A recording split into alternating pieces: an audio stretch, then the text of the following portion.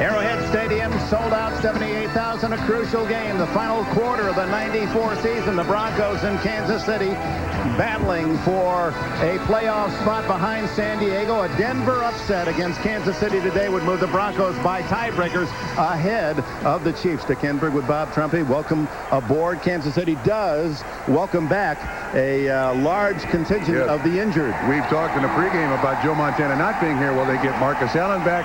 They get J.J. Burden back, or Willie Davis back. They get John Alt back. They get a lot of players back that can help Kansas City today. Neil Smith as well. And it will be the visitors from Denver who will get the ball first. Steve Bono for the injured Joe Montana. Aguiar picks it off. Glenn Milburn, the former Stanford star, squeaks out to the 28-yard line. And here come the Denver Broncos and John Elway in his 170th start, protected by Zimmerman, Melander, Wydell, Habib, and Strafford. Strafford for Russell Freeman. Leonard Russell, the big runner. Milburn leads all NFL running backs in catches. Anthony Miller working into that Denver offense. Derek Russell and Shannon Sharp. And in the two tight ends, Jerry Evans enters.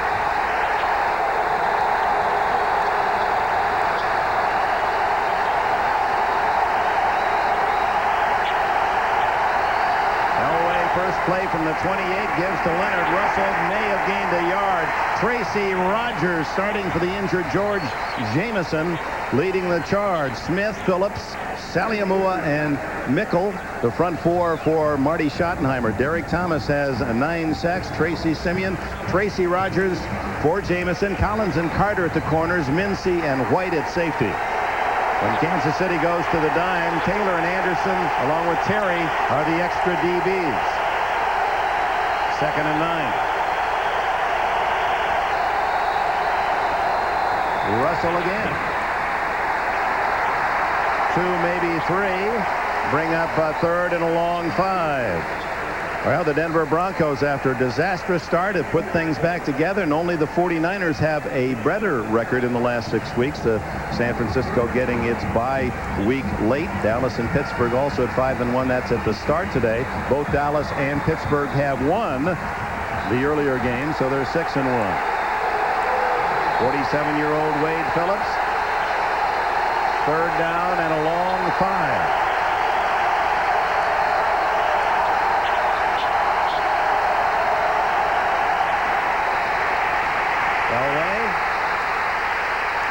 Now he guns it incomplete to Derek Russell at the Kansas City 45. Dick, you can see the concession that Kansas City is making to John Elway. He had a man open. Couldn't quite make the completion, but the Chiefs there came with 6 defensive backs. One of the things they want to do, and they always do against John Elway, is extend the coverage until the whistle blows. Don't give up on a receiver. Conservative start for Denver. Now Tom Ruin sends a long kick to Dale Carter, backpedals to the 16. Alan Aldridge slows him down, and plenty of help for the Broncos, and Kansas City and Steve Bono will start from the 20. Bono, 10 years in the league, this graduate of UCLA, more than a number. His number, lucky or unlucky, is 13, and our research staff has been trying to... No, guys down there. Not Bono. Even I know that's you, Bono. And no, you're getting closer with Bono. But yeah, I got you, babe. We'll share more with you. But it's this fella, Steve Bono, who starts at the 20-yard line. These late games, they got too much time. Throws long, and no flag, as J.J. Burden, returning to the lineup, goes down at the 35. May not have been ruled catchable. He also tripped over the feet of Ben Smith. Bono, 10 years. This his 10th start. The 3 games in Pittsburgh were in the strike year, and then stuck behind 2 greats, Montana and Steve Young at San Francisco. Lifetime as a starter. So he's always possibly can with advice today. Injured arch, injured foot for Montana. Greg Hill is in. 2nd and 10. Incomplete. Again going toward Burden and Ben Smith on the coverage. Well, a lot of folks are rooting for Steve Bono, including, well, fans in Washington, D.C. Steve, I'm in Washington, D.C. watching you. Make me proud of the Bono name now. I got you, baby. You take it from there, Bob. I was going to say, Sonny sounds like he may have been a couple of rounds or something. You know, he's got that fighter sound in his nose. 3rd and 10.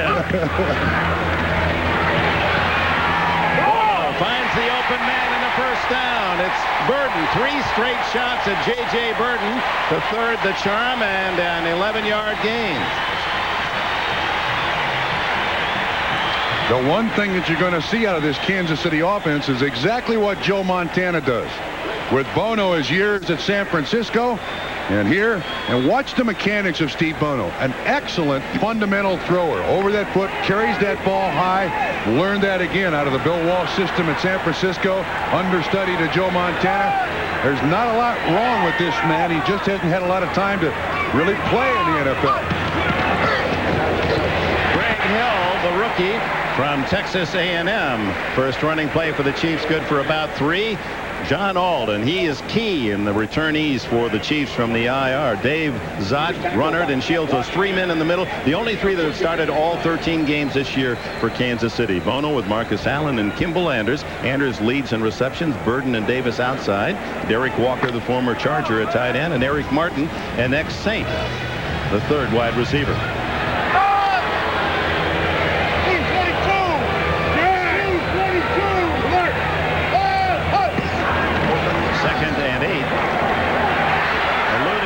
And throwing it away, Shane Dronette, the 3rd-year defensive end from Texas, was in on the quarterback. Here are the Broncos defensively. Dronette with Washington. Harold Hasselbeck, what a story he is. Simon Fletcher leads in sacks but has only 4. The team, Bronco, have only 12, lowest in the league. Kroll, veteran Mecklenburg. Elijah Alexander leads in tackles. Smith and Crockett at the corners. Atwater and veteran Dennis Smith, the oldest defensive back in the NFL, start at safety. Bradford and Hilliard come in the Denver dime. 3rd and 8. Bono, Fletcher flushes him. Throws incomplete. And Kansas City will have to give it up. So the early play selection, 5 passes and just 1 run. And Marty Schottenheimer told us they'd be conservative, but they come out throwing. And over the last 5 or 6 weeks, the Denver defense has been very aggressive with stunts. This is just a 4-man rush. They flush Bono out of the pocket. And, Dick, that's going to happen. He's going to look like he's a rookie here for a little while in this game because you're quick to get out of the pocket when you don't play much. But he does see the field very, very well, Steve Bono does. Aguiar to Glenn Milburn. End over end. Milburn. 35 to the 38-yard line. 37-yard punt. 9 on the return, and we have a timeout. With Bob Trumpy, Dick Enberg, welcome back to Kansas City. Joining us on the field, 9-year NFL veteran defensive back, Beasley Reese. Thanks a lot, Dick. Now, this is one of the loudest stadiums in the National Football League, but the Denver Broncos offensive linemen have an advantage. They're wearing an earplug based on a silicon technology, and here's what it does. It dulls noises generated from a distance like crowd noise, yet up close, noises generated very close like John Elway's voice. The silicon earplugs allow that to come through. That's going to help these guys today. It's very noisy down here. Back up to Dick and Trump. All right, Beasley, we'll get you a set of those before the day's over. Elway goes to work from his own 39. 3 and out on the first possession. Throws this one to the sidelines to Anthony Miller, and it's good for a first down at the Kansas City 48. And Neil Smith has that bad left elbow heavily bandaged, as you can see. Started the game, but not in on this series. We'll try to get a report on his condition. Pelham McDaniel, 77, is taking his spot in this defensive lineup. Of course, the last time these two teams met, they had a lot of switching going on that defensive line up in Mile High Stadium. Denver with its first down, 13 yards on the pass. Reggie Rivers, and Rivers spinning for another gain of over 10, down to about the 36 before Charles Mincy can stop him. Dick, at the outset here, Denver is using Reggie Rivers and the other fullback. Nylander, 64, pulls very well. There's Leonard Russell, 42, a nice block on Tracy Rogers, 52 on the inside. Very conservative approach here by Denver to start this football game. Rivers, who has rushed for only 55 yards all year, comes up with 11 on that carry.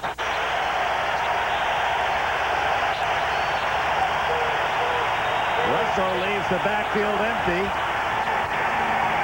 Elway drilling it to Shannon Sharp inside the 30-yard line. A gain of about 8 more. This is a new feature of the Denver offense that they've started several weeks ago, emptying the backfield. You see, here's the tight ends. You got 2 wide receivers, and Russell goes in motion. What you're trying to do is spread the defense as much as you possibly can. Shannon Sharp, just a little curl, about 8 yards deep, makes the completion. Gives John Elway and his receivers a little more space, Dick. Officially a 9-yard gain.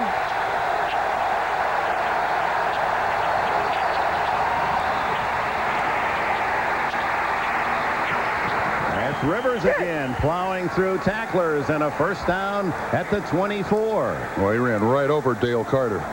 I mean, right over. Coming right at you at Derek Thomas. Excellent block up front. There he runs right over Dale Carter. Keeps going. Boy, he picked up some speed there. Did. Did you notice that? That's a real burst down to the 23-yard line. 9:30 remaining first quarter. No score, and the Broncos on the move into field goal range.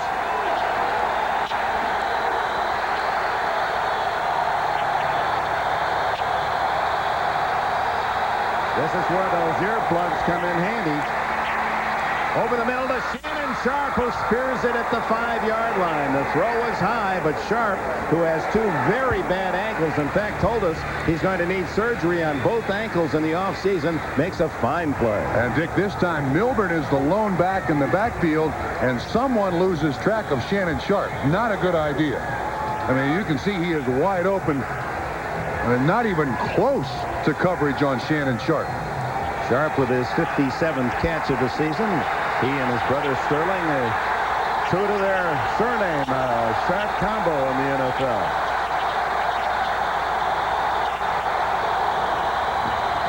Derek Clark, no gain. As Charles Mincy and Tracy Simeon got good shoulders on Clark, the rookie from Evangel College. It looks like Denver's trying to run the delay, the stutter. You're going to see double pull here. Lyman blocked down. Excellent job of filling from the inside out by 54 Tracy Simeon, 35 White. Little or no gain. That play didn't work at all.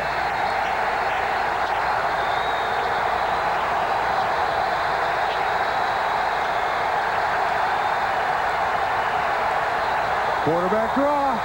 Elway down to the 1-yard line. So that's one of his favorite calls, John Elway on the draw.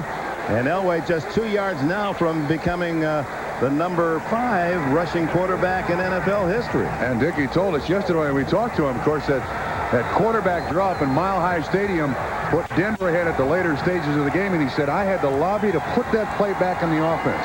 I think they were trying to protect John. They don't want to expose him to any more tackles. He loves to play. He is tied with Bobby Douglas and 1 yard behind Greg Landry, and then would move into number 5 rushing quarterback.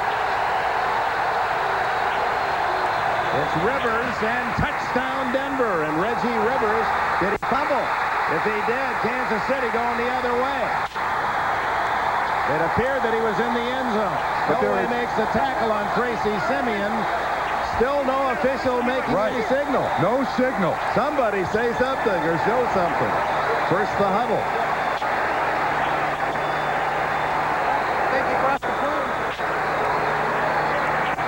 We'll take a look as Rivers at the goal line. He easily in, but did he lose the ball before he broke the plane? Tom White will explain.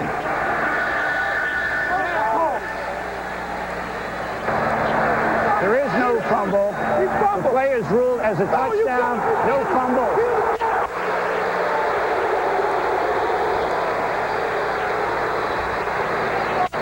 61 yards, 8 plays, and the final play a controversial one. Should have a good look at it here. 42 Leonard Russell, the lead blocker. Arm goes in. Looks like Charles Mincy. Oh, it's loose. Dick, it's loose. It's loose. Remember, it was Rivers just 2 weeks ago against Atlanta. A fumble that the Falcons thought they had recovered, and even Rivers admitted later that he had fumbled, but Denver maintained possession, went on to win. That was loose. The only question, had he crossed the plane of the goal line? From that angle, yes. to tell. Try for point by Jason Elam.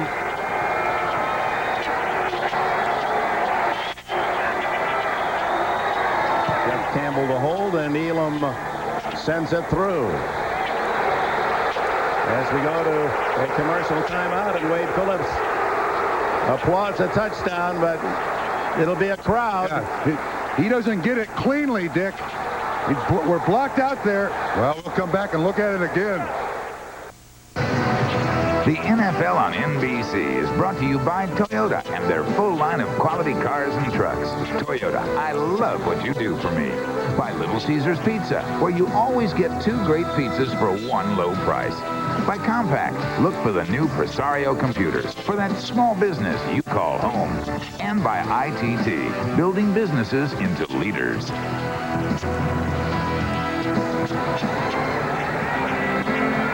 So the Broncos lead at 7-0, and newly acquired John Vaughn, a star at Michigan, released by Seattle this week, is the deep man, number 21. Vaughn, who has returned one for a touchdown this year against San Diego, and has 3 kickoff return touchdowns in 4 seasons. Knocked down at the 29-yard line. Well, we have searched from all angles, and that fumble at the goal line, tough to read from any spot. Especially if you're an official standing on the goal line here. But watch as Mincy strips the ball. Rivers is going through there. Now watch, just as he's covered by Tracy Simeon, you're going to see the point of the ball right there come out. The ball is out, kicked away down underneath the Kansas City Chief, Tracy Simeon. Rivers looks back to see where the ball is. 10 yards. Well, and you hear a holding call against Kansas City on the return. They'll have it at the 19 when we come back. Reggie Rivers leading a charmed life, apparently. 3 weeks, 2 fumbles, critical. One that was ruled in Denver's favor that led to a Denver winning touchdown, and one that's the leading touchdown today to go up 7-0 at the goal line. After the holding call on the kickoff return, Kansas City and Steve Bono inside the 20. And it's Marcus Allen returning to duty after being out with a left knee injury, wearing a brace on that left knee. And he and all of the Kansas City players on Monday had a little get-together. Yeah, we were intrigued to find out that the meeting was called by Mark Collins, defensive back. First-year guy here. Rather unusual to have a first-year guy call a team meeting, but the defense aired their differences with the offense because the offense has not held up its end in the last several weeks. Not sure that all the dirty laundry was clean. Steve Atwater moving right up on the line of scrimmage, and Marcus Allen slamming out to the 30 and a first down. Well, the Chiefs have scored in the last 5 games, only 5 touchdowns, and the defense feels that they've done their job. Absolutely. That the offense hasn't contributed. Here's part of the offense. Joe Phillips, Dan Saliamu, Pella McDaniels. They're right. They have an abs. There's Dave Adolph on the left, Paul Hackett on the right, the 2 coordinators, Adolph defense. They have a complaint. The defense does. But you also have to be very careful about what you say in those team meetings. Allen again. And they're waiting for him after a yard gain. What Marcus Allen told us about that team meeting was that he said, look, it's attitude. And an interesting thing about that team meeting is when it was done players only, they called Marty Schottenheimer in. And they said, we've had our discussion. Now give us your thoughts. We want your opinion as to what's going on here. So if you're going to have a team meeting, yeah, they probably did it the best you possibly can. I don't know if it's going to work. It has no effect on Sunday. Marty said the same thing. The flea flicker, and Bono going And saved by Ben Smith. An excellent recovery by the former Georgia star acquired by trade from the Eagles this year. Was it a great play by Ben Smith because he was fooled by the initial move. Good pitch back by Marcus Allen. Now Ben Smith is about 4 yards behind the receiver, and the ball gets away, but just able to get that hand up. J.J. had to slow down ever so slightly. That's an excellent job by Ben Smith.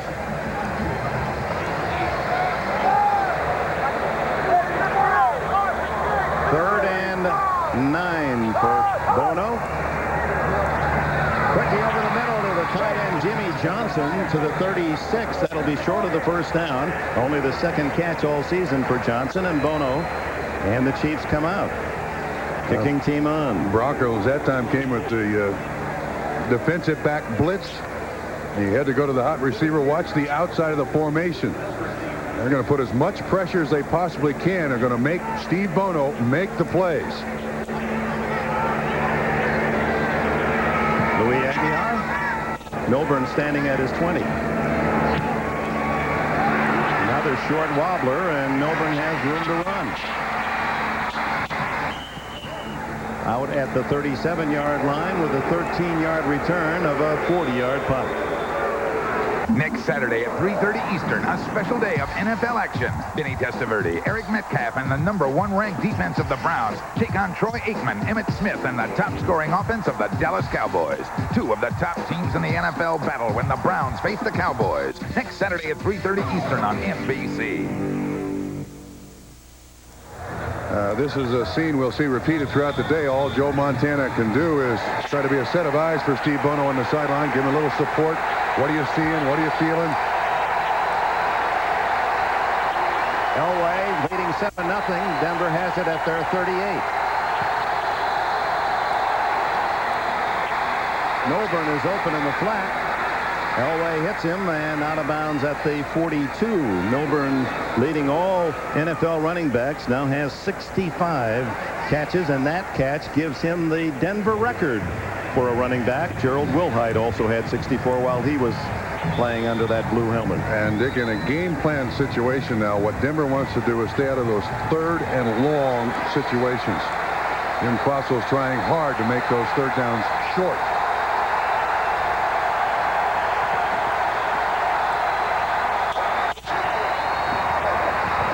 Leonard Russell straight ahead, and he's shy by a couple of yards from a first down. To expand on the third and long situation, last time these two teams met, John Elway was sacked 6 times. Four of them were on third and long. And there you see in the season they've been in 3rd and 10 or longer more 72 times than they've been 3rd and 4 or less 60. So that's an amazing stat. That's hard to imagine. Yeah. Neil Smith back in there on 3rd and 1 as the crowd tries to help.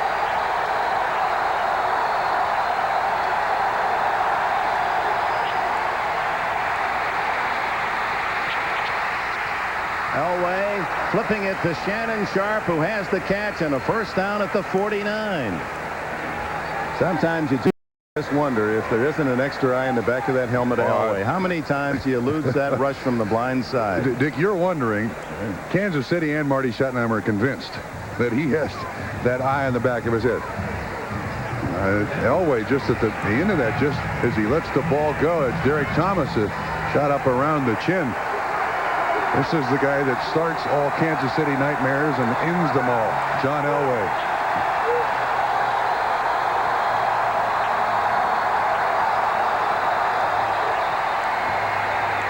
Derek Thomas gets him this time. The 10th sack of the season for Thomas.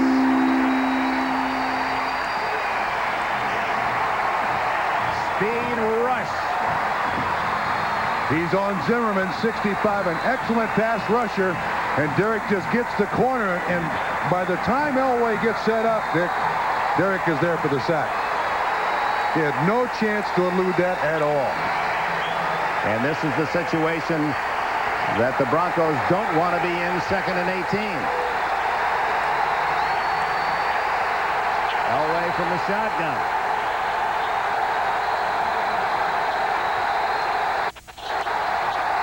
The draw to Milburn, and nothing there. Another yard loss as Darren Mickle not fooled at all. That's also what Jim Fassel wants. They get in those long yardage situations. They're going to try screens, draws, little shovel passes. They are not going to expose John Elway to this pressure from the Kansas City Chiefs. Fassel, one of those being rumored to replace Bill Walsh at Stanford.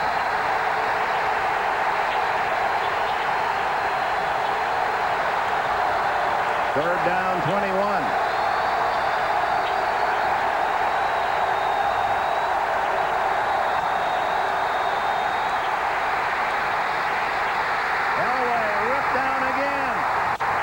Appeared to be Joe Phillips that got in there. Big Joe, the 300-pounder, got one of his meat hooks on the shoulder pad and turned Elway around. 7 defensive backs by Kansas City, just a 4-man rush. You see, actually, there is a 4-man rush, but one of them is Collins, the cornerback.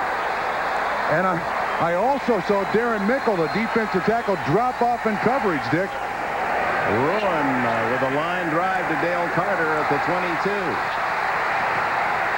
Carter tries to reverse, gains only 2 on the punt return, a 47-yard punt, and trailing 7-0, the Chiefs offense takes the field.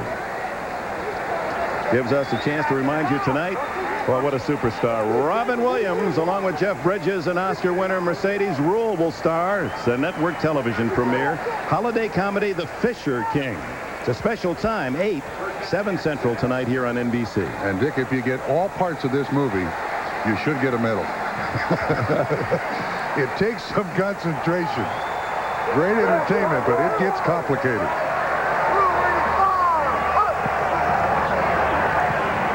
Greg Hill and a speedy rookie close to 10 yards. He's got 421 yards on the season coming in. Talked to Marcus about Greg Hill, rookie running back, learning behind Marcus Allen. He said Greg Hill's got to learn that you accelerate through the hole. You apply another speed when you get through the hole.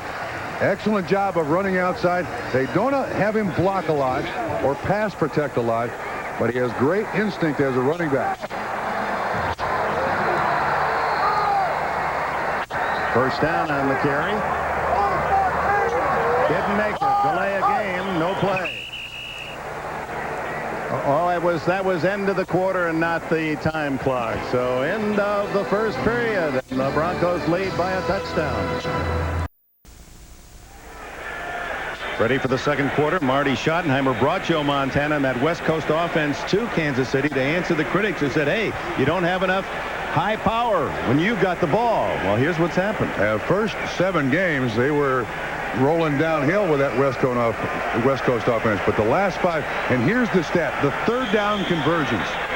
That's the thing that is killed. This West Coast offense is a moves that change offense, but in the last 5 games, that third down conversion, the inability just kills this offense. Meanwhile, Denver, by shutting out Kansas City in the opening quarter, the defense of the Broncos last in the league in defense, rushing and passing total yards by their opponents, but they've shut out the last 4 teams in the opening quarter. So that defense improving. While the offense of Kansas City going downhill, the defense of the Broncos gaining momentum. And now being called by Wade Phillips, who's that Bronco defense.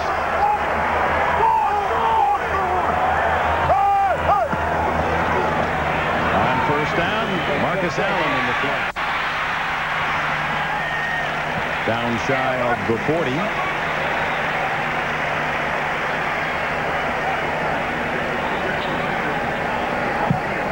In the history of the game, this guy's certainly been one of the most consistent running backs, and as a receiver, he and Roger Craig and John L. Williams, all from the West Coast. Roger Craig with San Francisco, Marcus with the Raiders in here, and John L. Williams, Seattle. 6 yards on the play. Here comes Atwater. They pick it up. And Burton makes the catch. Fumble. picks it up, and with the fumble, he lost the first down. Back to the 43, where it's going to be 3rd and 1. One of the things that's key for Kansas City is they got to pick up these blitzes. Here comes Atwater. He's untouched. Bono recognizes it. Donnell Bennett, 30, does a good job of picking him up. And then Burden also reads it. It's the responsibility of the receiver to know when the blitz is there. But you're right, he drops the ball, loses the first down yardage.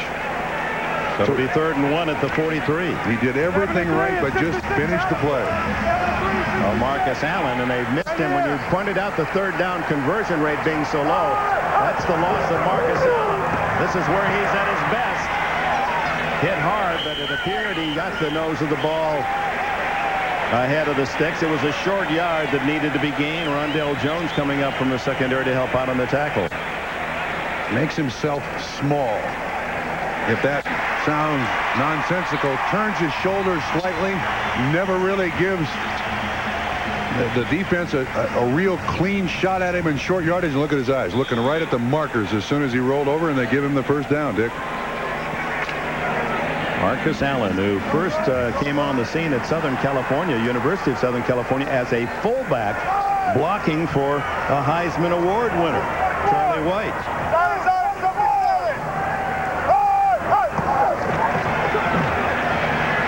Bono, down the middle, incomplete, or is that? Yes, incomplete is the call. No fumble.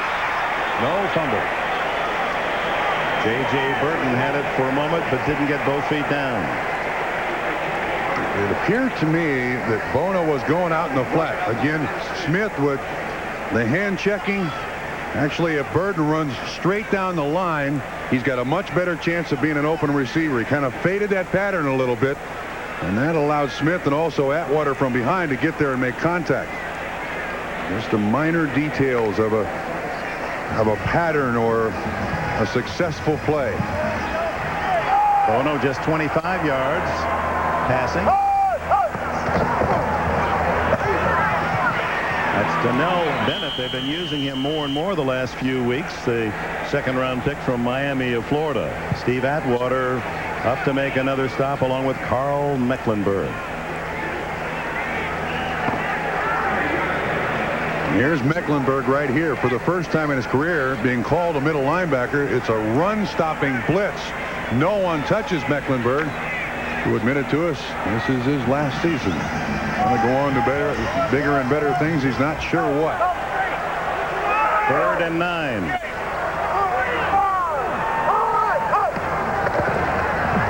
Blitz.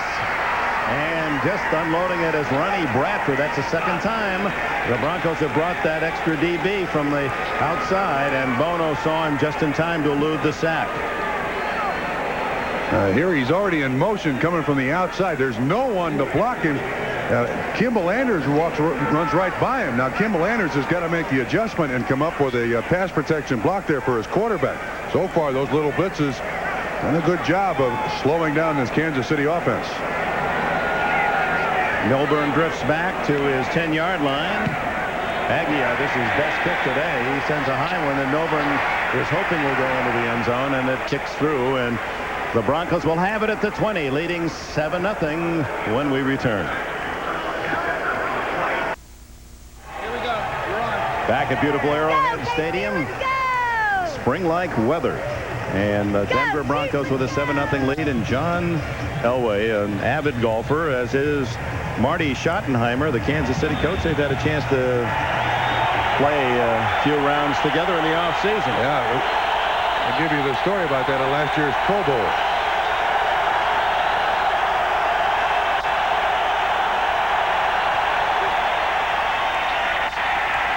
Elway to his big tight end, and it's Jerry Evans' 8th catch of the season, a first down, and 6 in a row now for Elway, 12 on that play. As much as John Elway has cost Marty Schottenheimer in all his years coaching at Cleveland and now at Kansas City, they did play golf over at Hawaii during a Pro Bowl, and Elway's thought was that Marty Schottenheimer was intense like Dan Reed. You know, wasn't joking or anything. He said Marty Schottenheimer and I could be good friends. He's very vivacious, outgoing. I had a great deal of fun. Didn't realize that about Marty.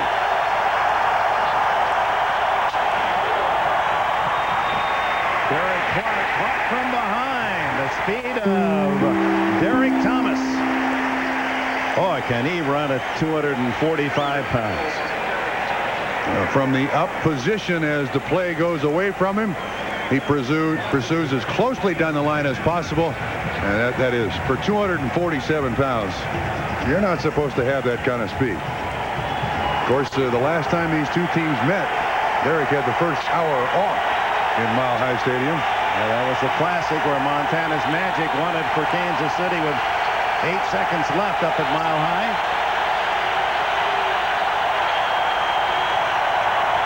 Second and a long 11. Elway eludes the rush and will run it. Ducks out of bounds right near the 40-yard line. That's that other aspect of John Elway. He's always had one of the greatest arms in the game. He's always had excellent field of vision, a good sense of pressure, and he's always had the fortitude to run the football. He doesn't like to slide feet first. He'll go out there and run with anybody. Elway up over 2,600 yards rushing in his career. 9 times over 200. Got 12 today.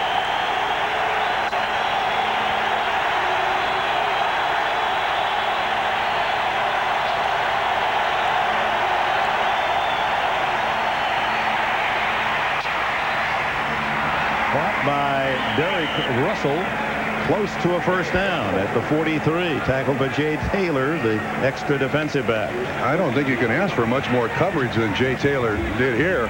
It's a delay outside. You're going to see him go inside. There's Russell and then go back outside. Jay Taylor's right with him. And John Elway puts it in the spot where his guy can catch it and the other guy can't touch it. And it's good enough for a first down on Russell's 18th catch of the year. 9.5 minutes left in the first half. 7-0 Denver. Leonard Russell found a crease and moves it to the 50-yard line. A pickup of 6. Charles Mincy and Dale Carter on the stop. Dick, to this point now, the Denver offense winning this battle. Yes, they're up 7-0, but they're able to do just about anything. They're throwing the delay outside, running the sweep to both sides. The quarterback draw. Jim Fossil doing an excellent job of the offense. He's spreading it around, not giving Kansas City anything to really say, well, this is what they're doing at this point. They're going to a lot of their offense here, and most of it's working. Anthony Miller, one of the speediest of wide receivers, to the far left.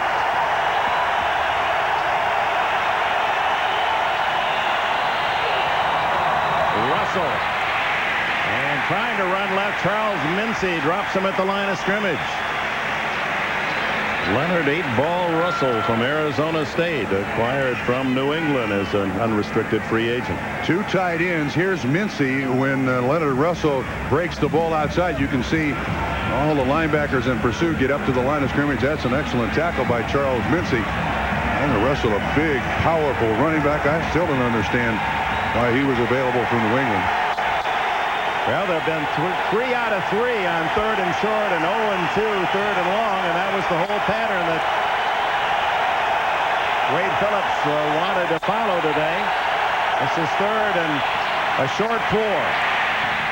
Overshoots Shannon Sharp at the 40 as they put pressure on, and Chiefs slow getting up. Yeah, I think this is going to be the blitzer right here. Glenn Milburn comes in and cuts him down right down below his kneecaps. Let's see if this doesn't happen. Doug Terry. Yeah, there's Milburn. Oh, yes. Got him right on the right below the kneecap, and Doug Terry is still down. They'll take a timeout. Just under 8 minutes remaining in this first half at Arrowhead, where the Broncos maintain a 7-0 lead. The NFL on NBC is brought to you by Buick, makers of the concept car you can drive, the 1995 Riviera. By the Citizen Watch Company. Citizen is how the world tells time. By the American Express card. Don't leave home without it. And by Wendy's. After 25 years, quality is still our recipe. Land of the Native Americans, the Midlands of the great United States. And Doug Terry helped off the field. And it'll be 4th down and 4 for the Broncos, who move into punt formation. Yeah, that right leg injury, a good blitz pickup by Glenn Milburn. And this game in super slow motion is a very ugly game. Hopefully Doug Terry will be fine.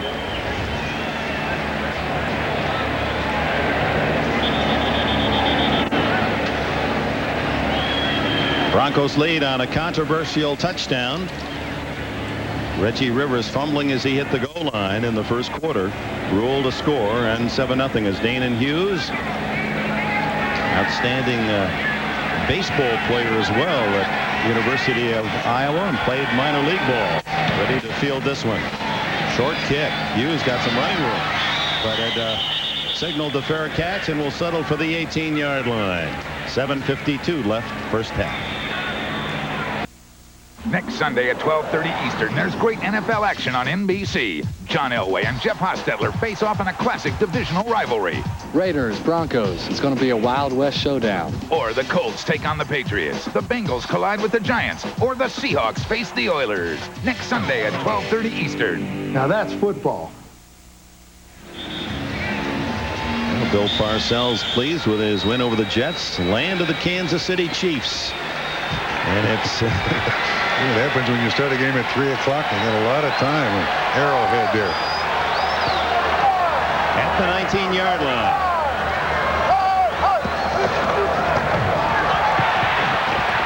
And Donnell Bennett showing a good burst about 6 yards. Well, Charlie Waters, when we last saw him in Denver early in the year, when they're in the 0-for-4 slump, Waters was up in the press box calling the plays. Yeah, he told us, he said, look, you don't want to coach what the head coach used to coach. Well, guess who's calling the defenses now? Wade Phillips. I asked him if it was a tough decision, and he said, they're going to fire me if something goes wrong, so it wasn't that difficult. Marcus Allen in motion.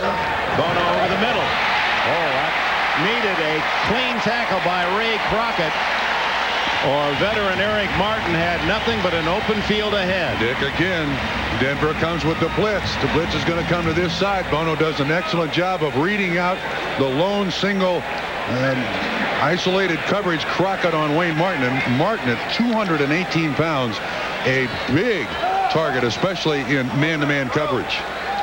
His 15th catch as a Chief, picked up during the season from New Orleans. Bono with protection, and then steps away, finds Martin again, breaks the tackle. Crockett could go all the way. Down at the 4-yard line. 61 yards.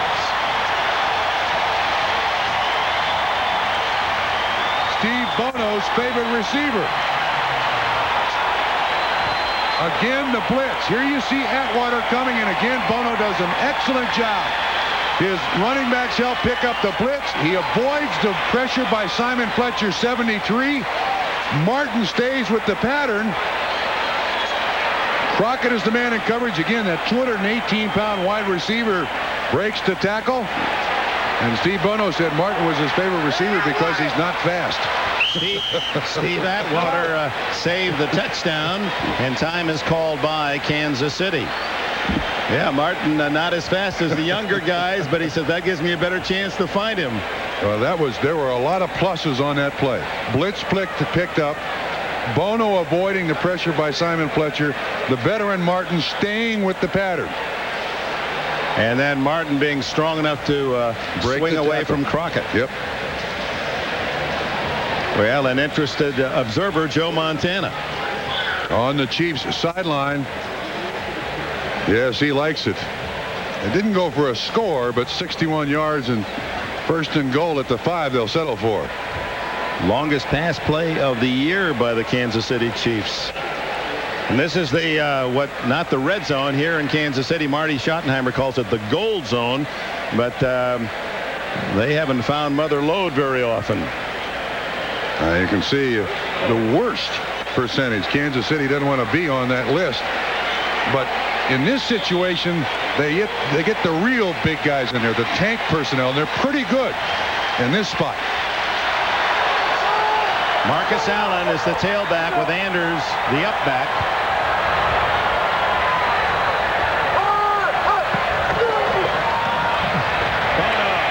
Oh no. Kimball Anders had a touchdown. Couldn't pull it in. He leads the Chiefs with 53 catches this season. Oh, didn't I see him drop an important one up in Buffalo last year in the conference championship game? Looks to me like he tries to make a stylish catch there. No, that's well thrown, and Joe Montana saying, oh, man. He had 6 points on the board. I'm not so sure wouldn't run the same play again. Same formation. Marcus Allen up the middle. And you could hear the body slam at about the 3-yard line. Dave Wyman, who had missed most of the season, first 11 games with a knee injury, number 92, spearheading the charge. Kansas City has scored a touchdown on only 5 of their last 16 trips inside the 20. And Dick, 3 days this week, Kansas City worked on these situations. Generally, there's 1 day per goal line. Kansas City assigned parts of 3 practices. Denver couldn't get all their defensive personnel on the field in time, so the Broncos are forced to call a timeout with 5:10 left in the quarter. Today on NFL Live, Mike Ditka reminisced about his head-to-head battles with Bill Parcells. The last memory I got of Bill Parcells is not a good one. Giant Stadium, he whipped my butt. I'm never going to forgive him for that. I want to get him one more time. NFL Live next Saturday, 3:30 Eastern, 12:30 Pacific on NBC. 7-0, and the Chiefs 5 yards away from a tie. 3rd and goal. Kimball Anders had a chance for the score, dropped the pass. Seemingly wide open in the flat.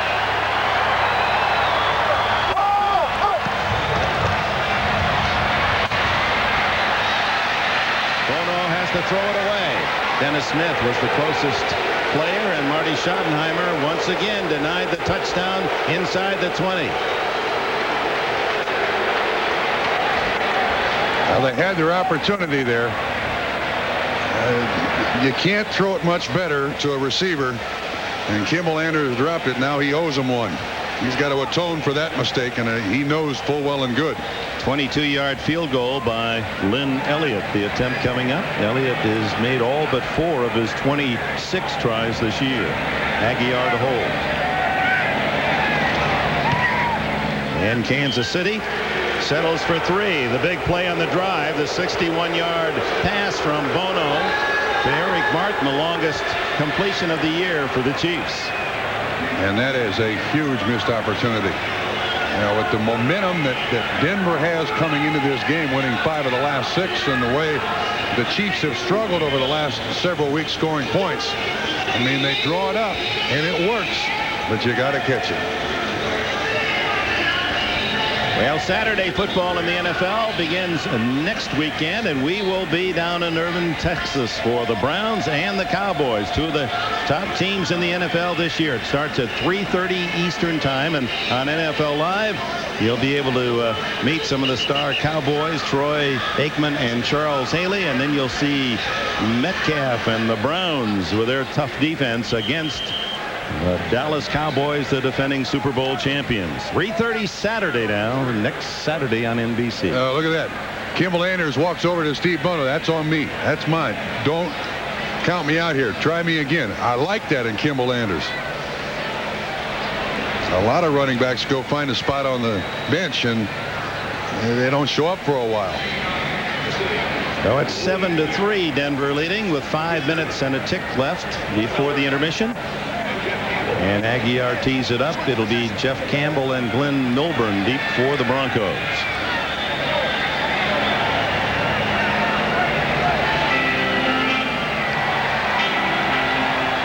Campbell with the far side.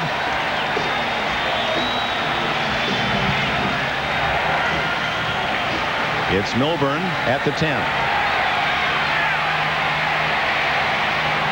And brings it out to the 30-yard line. Greg Minuski around his ankles, and here comes Elway.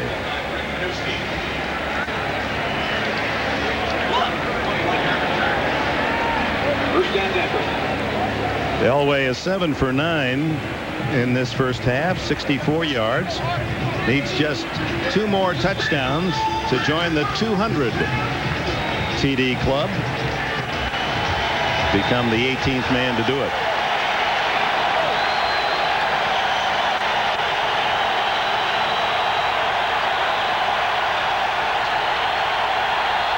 Russell leaves the backfield vacant. Elway deep down the middle, sharp, incomplete at the 40-yard line.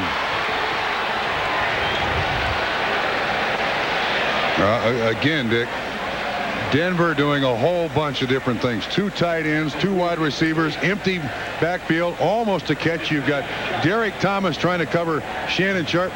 Oh, I think that looked pretty good. Coverage by Derek Thomas. Well, if that had been ruled a catch, it would have been a fumble then. I don't believe he's down by contact. Does he have control of it? Yes, he does. Is there any contact? Yeah, there is contact from Derek Thomas's leg.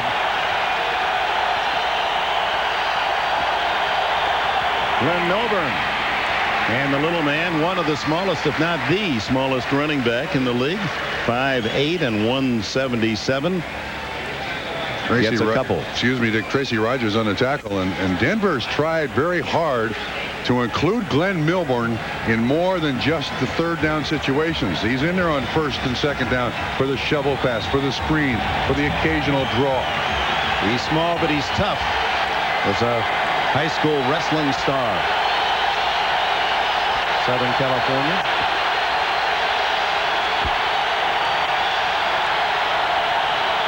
Whoops, 3rd down 8, and Neil Smith going against Russell Freeman. And that almost invariably goes against the offense. Well, the earplugs didn't work all that good that time, did they? False start. Number 68 offense. Moving prior to the snap. Full 3rd down. Dick, this is a big stadium, but you know, here's 68 Russell Freeman. You see him moving. Well, that's that old lurch of Neil Smith's. He doesn't leave his stance, but he gives you that movement. But Freeman bought it. But when they changed from AstroTurf to grass, I think it increased the volume of the noise in here. I don't remember Arrowhead used to being this noisy before grass. First Denver penalty. 3rd and 13.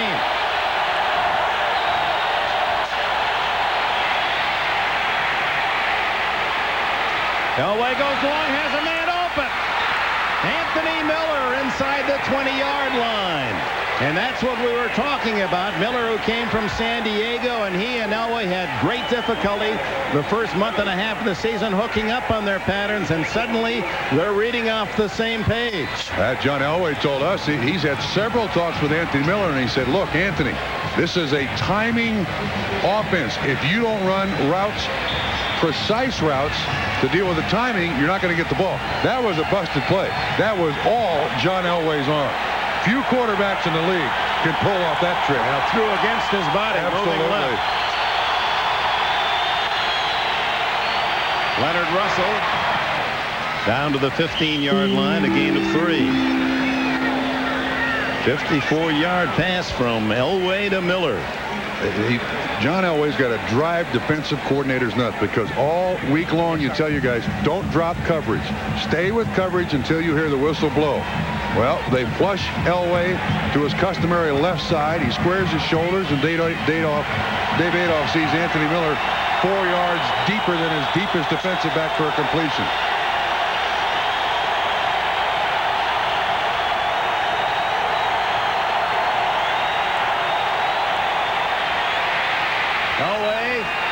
To Milburn, incomplete, and flags go down as Dale Carter was right in the face of Milburn. Boy, that was just a desperation shot by John Elway, and it worked.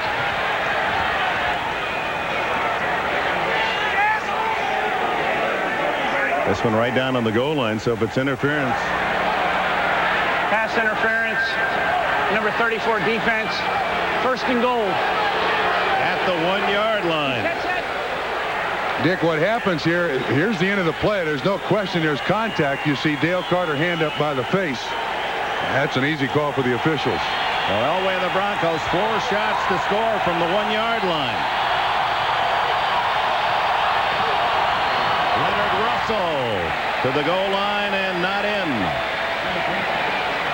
Both linesmen coming in to mark the ball at the 6-inch line. Broncos offensive line can't really get a good push there. You see it allows Tracy Rogers to make penetrations just short of the goal line. Just short. All the nose of that ball has to do is just hit that front edge of the goal line for it to be a touchdown.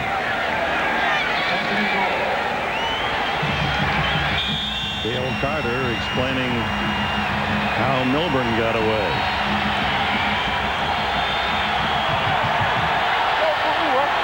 Russell and Rivers, the 2 big backs behind Elway.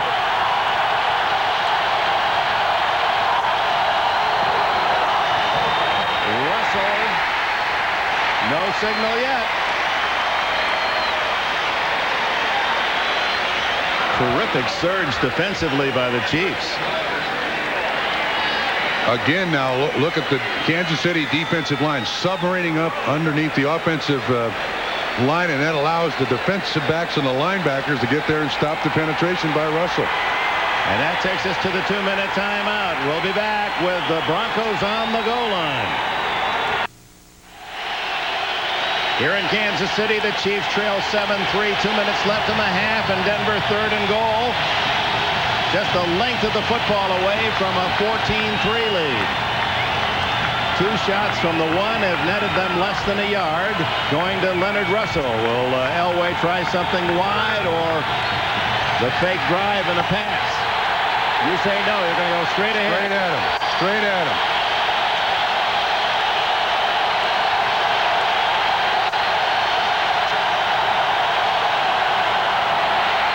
Russell, no signal yet. Back up, back up. Elway looking for hands in the air. Maybe there was a fumble. Chiefs acting as though they've recovered the ball. No signal. Just celebrating the fact that they stopped them for the 3rd straight time from the 1-yard line. Oh, and I think what a goal line stand. And I think if I'm Wade Phillips, I try it one more time. Well, he gained not an inch on that last drive by Russell. There's your distance. Kind of a fuzzy line there to crease. Dale Carter hoping the defense can save him from that interference call. A time at 1:13. The Broncos use a timeout, and we'll pause for these words. Well, a critical play in the game and in this season as the Denver Broncos, leading 7-3, have the ball at the 1-yard line. 3 straight shots. And the defensive line of the Chiefs doing a great job of submarining and pushing in. And then the force of the linebackers and defensive backs coming up to meet the ball carrier, Russell. And Dick, on the Denver side, this is one of the reasons I think the players like Wade Phillips a lot. He's put it in their hands. Gentlemen, I believe you can get this touchdown.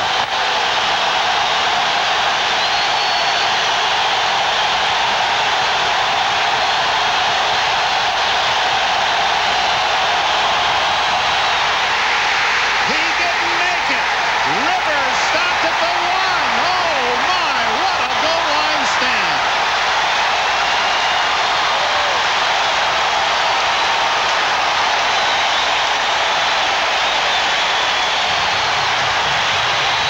Several big hits here. Watch Mark Collins, along with Tracy Simeon and Tracy Rogers. Boy, they folded him right in half.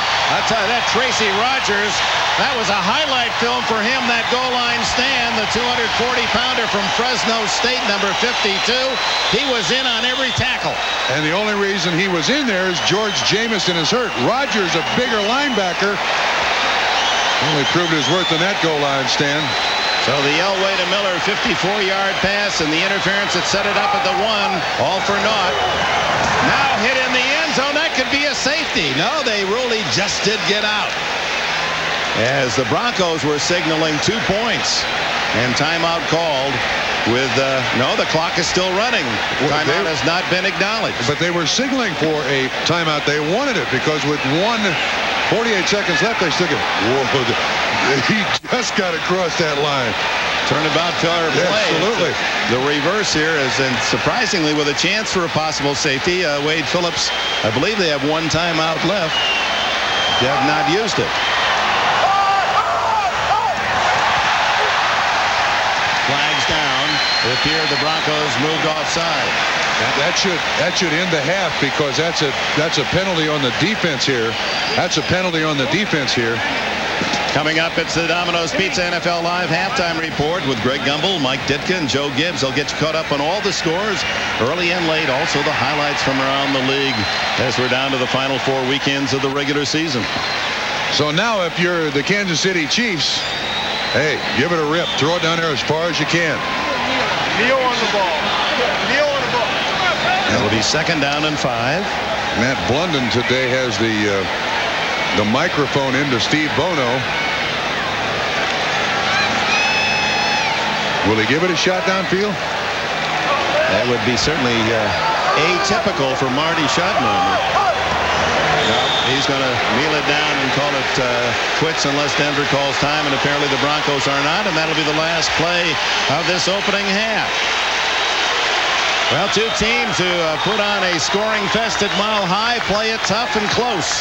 And a goal line stand will send the Chiefs into the locker room in high spirits as they hold Denver off 4 tries from the 1-yard line. 7-3. Denver leads. To get you caught up on all the action from around the National Football League, we go to Greg Gumbel in New York. This is the Domino's Pizza NFL Live halftime report, brought to you by Domino's Pizza. When it's got to be good and it's got to be now, it's got to be Domino's. And welcome back to our studios here in New York. Those of you who have been watching the Broncos and the Chiefs, Greg Gumbel, Mike Ditka, Joe Gibbs. At halftime, the Broncos leading the Kansas City Chiefs by a score of 7-3. Mike Ditka so vociferous in his opinion that on the 3rd down play, you thought they got into the end zone. Well, I thought they did get in the end zone, but it was a great stop for Kansas City, but that's about the only thing they've done all day. Well, they've shown no offense. They stopped them. It might be a big pickup for the second half, but unless they play a lot better football, they're going to see their playoff hopes go out the window. Yeah, the Chiefs operating as you thought they might, Joe, without Joe Montana? Well, we've seen a couple of great goal line stands today, but yeah, I think they got a great backup, and I think that's where teams and ownership and front office really pay a dividend. The ones that go out are willing to pay a price, even though they got a first-class star and a first-line quarterback. They go get the great second stringers because they know it's going to come up during the year, and it has last year and it will this year. For a team like this trying to get in the playoffs, the second guy is very important. Reggie Rivers touchdown, the only touchdown of the game. Denver leads at 7-3 at halftime. At the Silverdome in Pontiac, the Packers and the Lions in a shootout as they approach halftime. The Packers lead at 21-17. In San Francisco, the Falcons a handful for the 49ers today. The Niners lead it by 3 as they approach halftime at Candlestick. In Cleveland, the Giants leading the Cleveland Browns by 1, 7-6. See Dave Brown a TD pass in that game. In Seattle, the Seahawks trail the Indianapolis Colts 14-10 as they approach halftime in the Kingdome. Chris Warren involved in that traffic accident, which left teammate Mike Fryer paralyzed. Didn't start, but he is playing. Rick Meyer to tight end Paul Green, 18-yard touchdown. That was set up by a Colts fumble on the kickoff. 10-0 Seahawks. But here come the Colts. Marshall Faulk up the middle. 45 yards for the touchdown. This put him over 1,000 yards rushing in his rookie season. Ray Buchanan returned an interception, 37 yards for a touchdown in the second quarter. Indianapolis leads it by 4, 14-10. In Houston, Arizona and the Houston Oilers are approaching halftime, and the Oilers lead the Cardinals 12-10. And in Anaheim, the New Orleans Saints having themselves a pretty good afternoon. They're leading the Rams 21-7 in the second period. In a moment, we'll bring you scores and highlights of the 4 early games. That's right after these messages from your local station.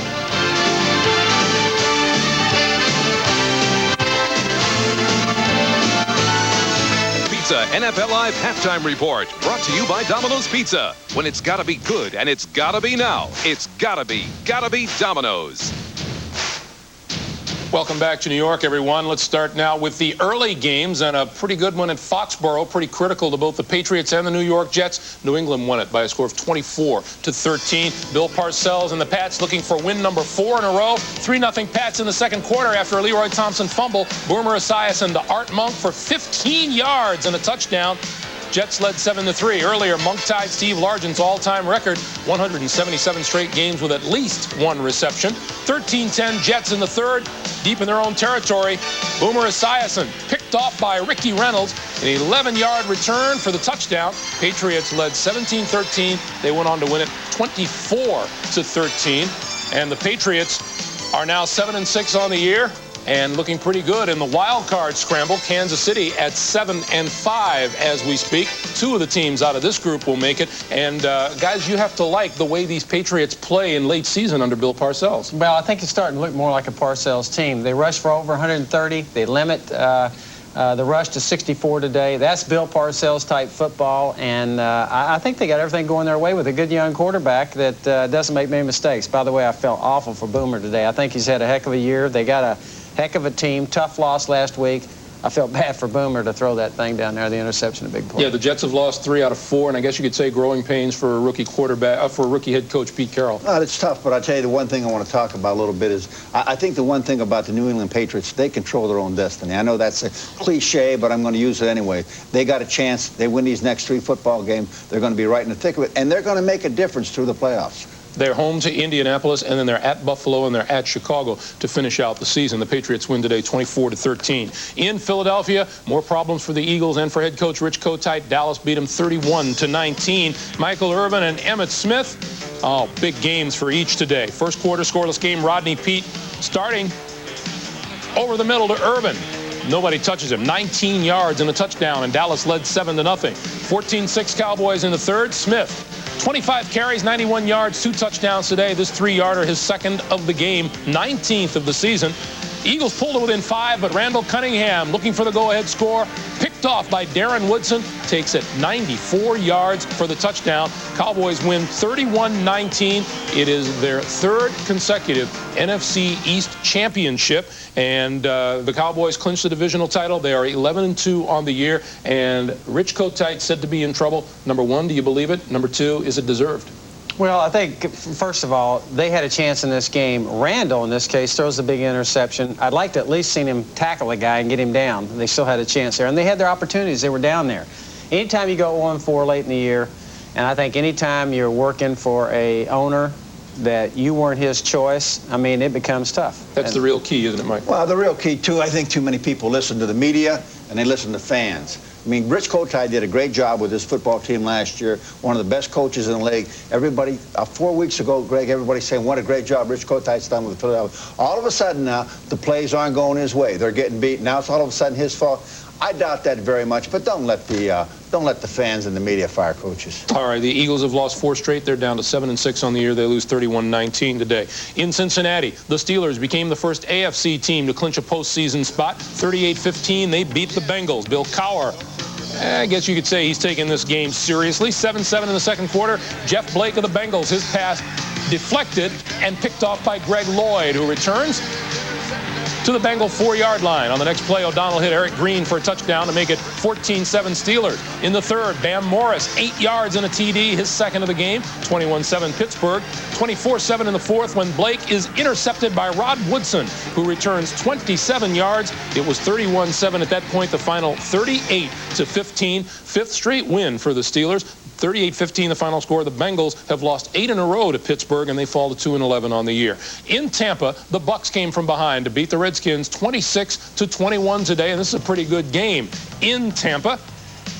And both teams are headed for the beach after the next 3 weeks. 7-3 Washington in the second. Eric Rett, 192 yards rushing, including that 2-yard touchdown run. 17-14 Bucs just before the half. Olanda Truitt wide open for the catch from Heath Schuler. 77 yards, 21-17 Washington in the fourth. Eric Rett outside, 23 yards to the 12. Tampa Bay driving for the go-ahead score. Erickson on the keeper from a yard out, got it.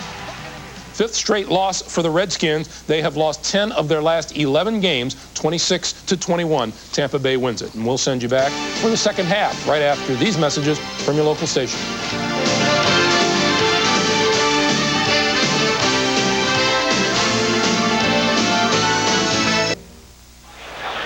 Welcome back to Arrowhead Stadium, where the Broncos lead at the intermission 7-3, and get bad news. Steve Atwater, their star defensive player, hamstring injury, will not play in the second half. Here are the Coors Light halftime statistics. Dick, you look at the rushing yards for the Chiefs, 34-45 for the Broncos. Just a couple of big plays and that big goal line stand at the end of the first half.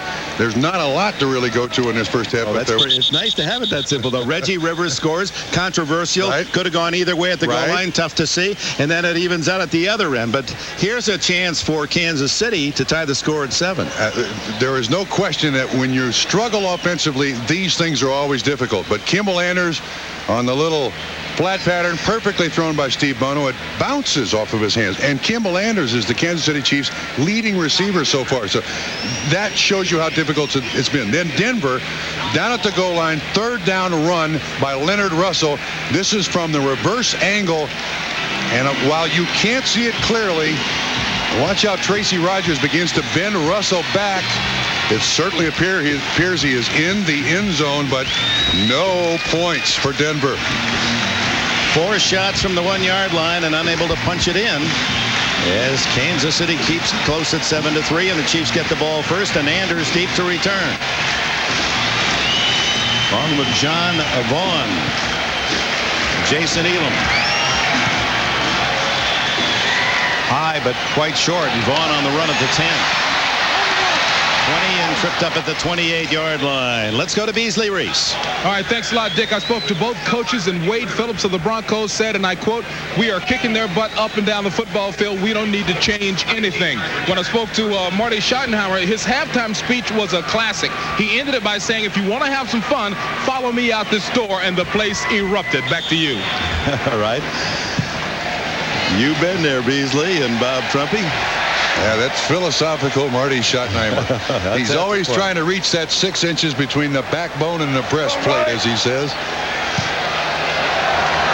Darrell Hall, number 40, has replaced Steve Atwater. If you can replace the talents of Atwater. And Bono goes to the pass into the flat to Greg Hill.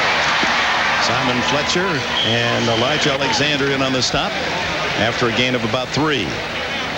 Well, Marty told us yesterday that one of the difficulties with a team that has so many injuries is to use so many young players, and with this complicated West Coast offense, that he feels it's been too tough to assimilate. So he has cut out plays. He's trying to reduce the risk of mistakes. Reduce, consolidate, fewer plays, run more often in practice for better execution. And frankly, in the first half, it's not worked.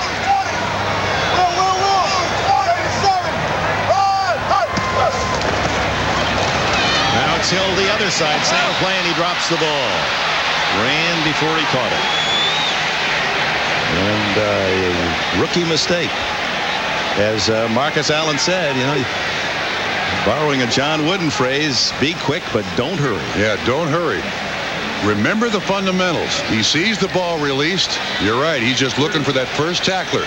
Which way do I have to juke to get by this first tackler? Brings up a third down and, 7 or 8?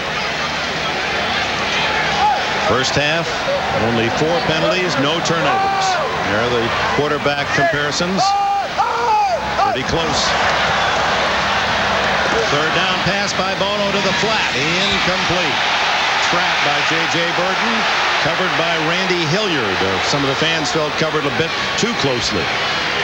Well, I'm sure Kansas City had hoped that there would be some momentum that would spill over to the offense from that goal line stand defensively, but 3 pretty lackluster downs there by Kansas City's offense. 3-yard pass, a drop of the same pass in the near flat, and then an incomplete. Louis Aguiar, Glenn Milburn.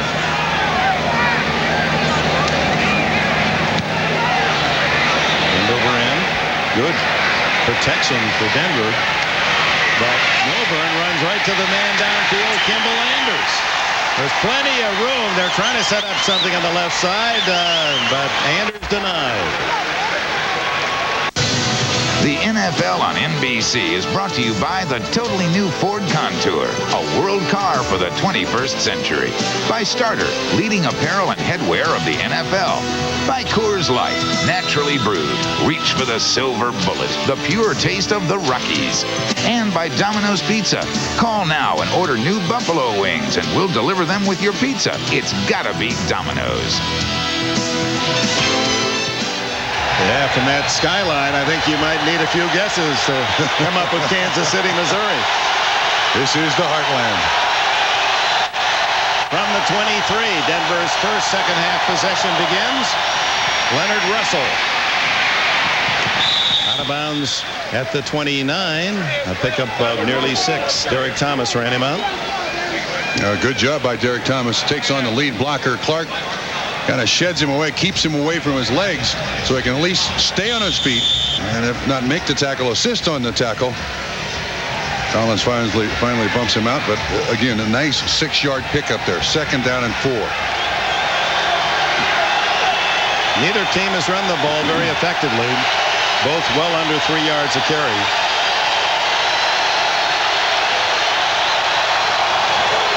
Russell again. Charles Mincy coming in from the safety, playing right up on the corner, and a little scuffle there between Darren Nickel and Dwayne Carswell.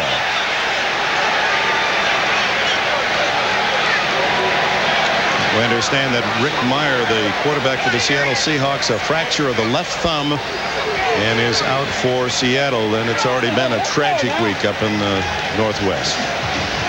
And Indy leads by 1.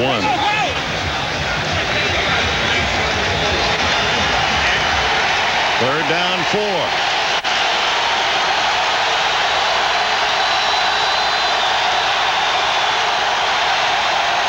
And Elway calls time, or no, he's not going to spend the time. He's going to take the 5-yard delay of game.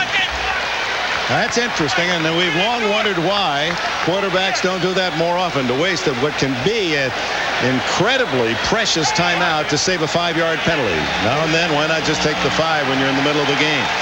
That's what Elway did. Well, with 12 years in the league, and he's seen an awful lot of situations, I think John agrees with you. Let's save that timeout for later. We'll go 3rd and 9, almost 10, but again, not good. Well, let's just keep track of whether that timeout proves to be important later in this game. 3rd and 9.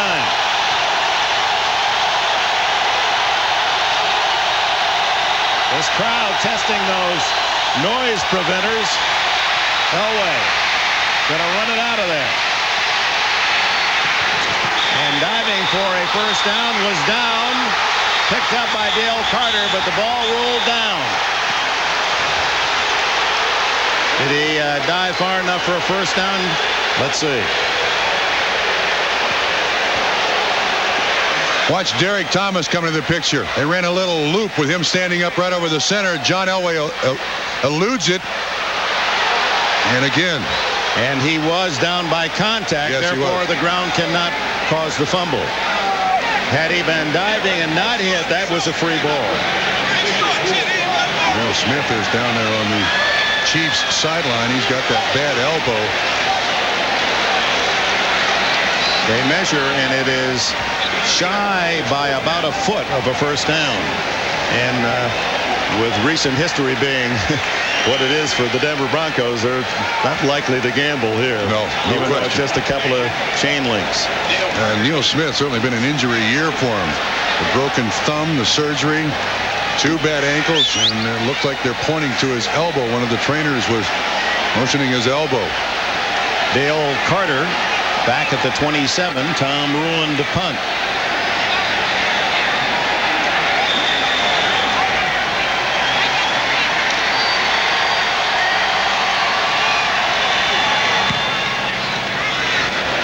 Wobbler that Carter's going to let bounce, and it takes a wonderful Denver hop all the way inside the 10. 11:46 left in the 3rd. Timeout.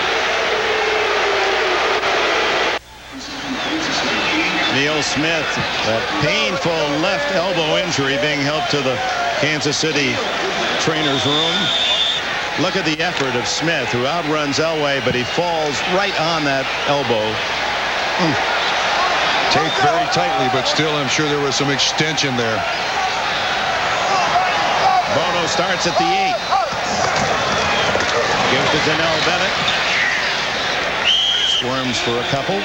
Harold Hasselback in there to make the tackle, along with Shane Dronette.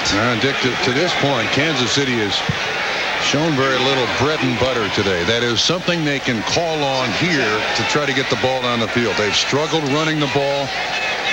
They've not thrown the ball particularly well. The only real play was the busted play that ended up a big 61-yard reception by Martin.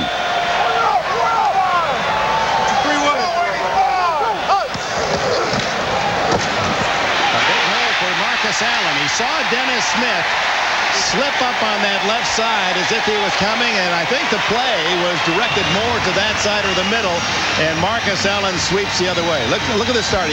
Don't go that way. There's Dennis Smith. He does. Marcus Allen does an excellent job of reading that run blitz and avoiding it. That's Marcus Allen is quarterback at Lincoln High School in San Diego, California, number 9. And of course, his brother Damian, a quarterback, has gone on to star in the Canadian Football League. Marcus kind of tried out this week for the Chiefs for the emergency quarterback too. Allen again to the 25-yard line, a pickup of 5 before Elijah Alexander. Alexander of the Broncos, who didn't start a game last year, and this year is their leading tackler. That's one of the things when Denver made all those changes on offense, they got all the press. You bring in the new guys, the Leonard Russell, the Anthony Miller, but the defense changed just as much. And it takes a lot more time for the defense to get used to teammates than it does on offense. So that's why the defense struggled so early. Marcus out and Greg Hill in for Kansas City. And it's Hill's 2nd and 5. Oh, Dennis Smith, the veteran, coming up from safety to just give him a good taste of shoulder pad. This seldom works, but let's see if we can hear the hit by Dennis Smith. Well, you heard that one. You know, I think they took Marcus Allen out, put Greg Hill in there because for that Marcus and Dennis Smith used to be roommates, and you can't do that to a roommate. Well, what a Southern California team. What a Southern California defensive backfield. Dennis Smith, Ronnie Lott, Jeff Fisher, now the coach of Houston, and Joey Browner. 3rd and 1. Play action. Bono looking for something big down the middle. To tight end Derek Walker. First down at the 44. And a flag down. May have been a late hit on Bono.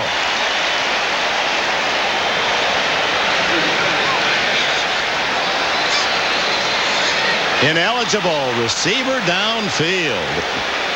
Well, now, wait a minute. I only saw 3 receivers down the field. They must have covered Derek Walker accidentally. I mean, there were only 3 receivers downfield, Dick. 70-something. I couldn't quite read it. 74, I thought. Well, here's the tight end. He's going to be the intended receiver. The flanker is off the line of scrimmage. Where are they talking about? I guess they're talking. That's as close a call as I've ever seen for an illegal man downfield now.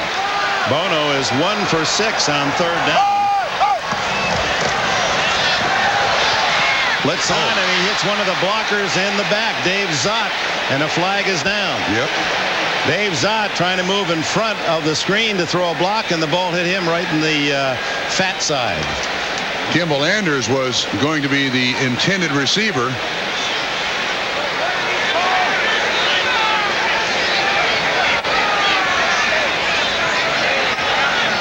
Obviously against Kansas City, illegally touching the ball.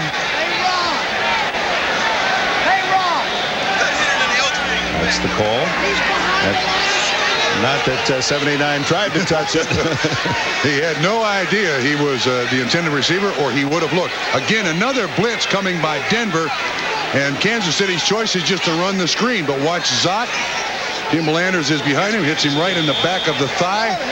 Penalty, 4th down Kansas City. This has been an ugly offensive performance for Kansas City. Just ugly. Aguiar for the 5th time to punt. Milburn at his 31, moving up a little closer this time. And Aguiar sends a beauty, high spiral. And the return to the 31-yard line. 52-yard punt by Aguiar. Next Saturday at 3:30 Eastern, a special day of NFL action. Denny Testaverde, Eric Metcalf, and the #1 ranked defense of the Browns take on Troy Aikman, Emmitt Smith, and the top-scoring offense of the Dallas Cowboys. 2 of the top teams in the NFL battle when the Browns face the Cowboys. Next Saturday at 3:30 Eastern on NBC. Welcome back. A personal foul against Denver. They'll start from their 12-yard line. You see Marcus Allen trying to fire up the younger Chiefs. This is so critical for Kansas City with their playoff hopes ahead. And Allen had a busy week with Montana's injury. Marcus Allen and Louis Aguiar are the emergency quarterbacks. Yeah, Marcus auditioned, but he's got a little bit of an advantage. He was a quarterback in high school. That's a beautifully thrown pass. Thing of beauty. Marty gives him an A on that one. Now let's look at Aguiar, the punter. You're so far in the hole now, you got no chance of climbing out of it.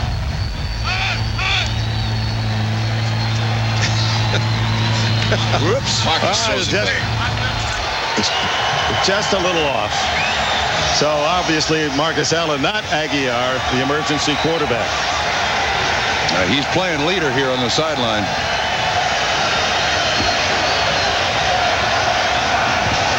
Well, we're waiting for the Broncos to break huddle. A reminder tonight, the colonists are in grave danger when one of their own turns out to be a traitor. An exciting all-new Earth 2. Then special time of 8 Eastern, 7 Central. Robin Williams, Jeff Bridges, Oscar winner Mercedes Ruehl star in the network television premiere of the holiday comedy The Fisher King. That's tonight on NBC.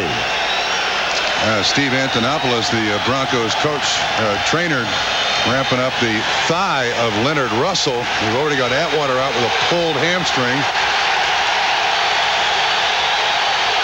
So Elway on 1st down from his own 12 elects to go out of the shotgun.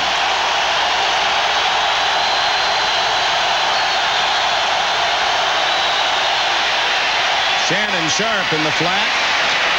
And Sharp to the 16. A tough gain of 4.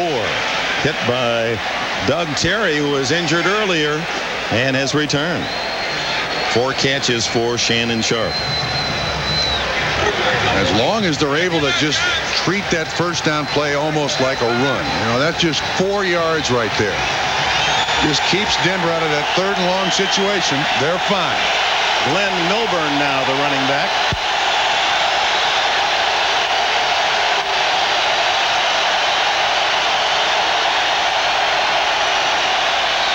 Good protection. And the drop by Anthony Miller. Flag down. And it's against the Broncos. That ball was thrown very low. It was right down at Anthony Miller's knee. Tough catch. Joe Phillips was moving the pile from up the middle, and somebody grabbed him.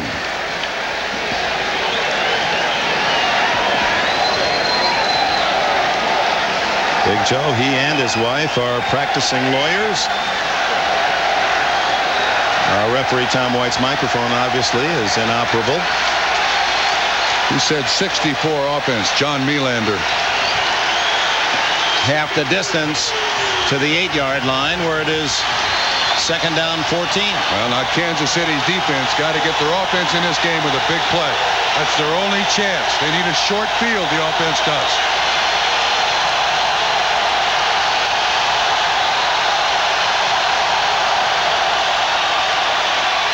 Looked like Elway wanted to go to the shovel pass, yes, but he didn't have anyone there and has to kneel down at the 8-yard line. Dick, you read it correctly. To Glenn Milburn, that's exactly what they were going to do. Elway's going to roll, and he wants to get it to Milburn, but there is a defender there. Darren Nickel holds up Milburn. And again, John Elway makes the right choice. There are no other receivers on the shovel pass. Let's not make it worse than it is. Get on the ground. Third and a lot. They've made only 1 of 5 third and longs today, and may not want to gamble here on a mistake.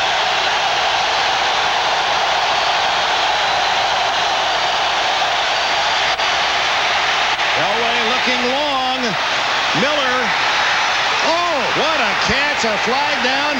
That could go either way. Miller really did a terrific job of bumping the defender as he went downfield. A 57-yard play if it holds. Let's see how the officials saw it. Oh, they say against Kansas City, the play will count. Dale Carter still on the ground.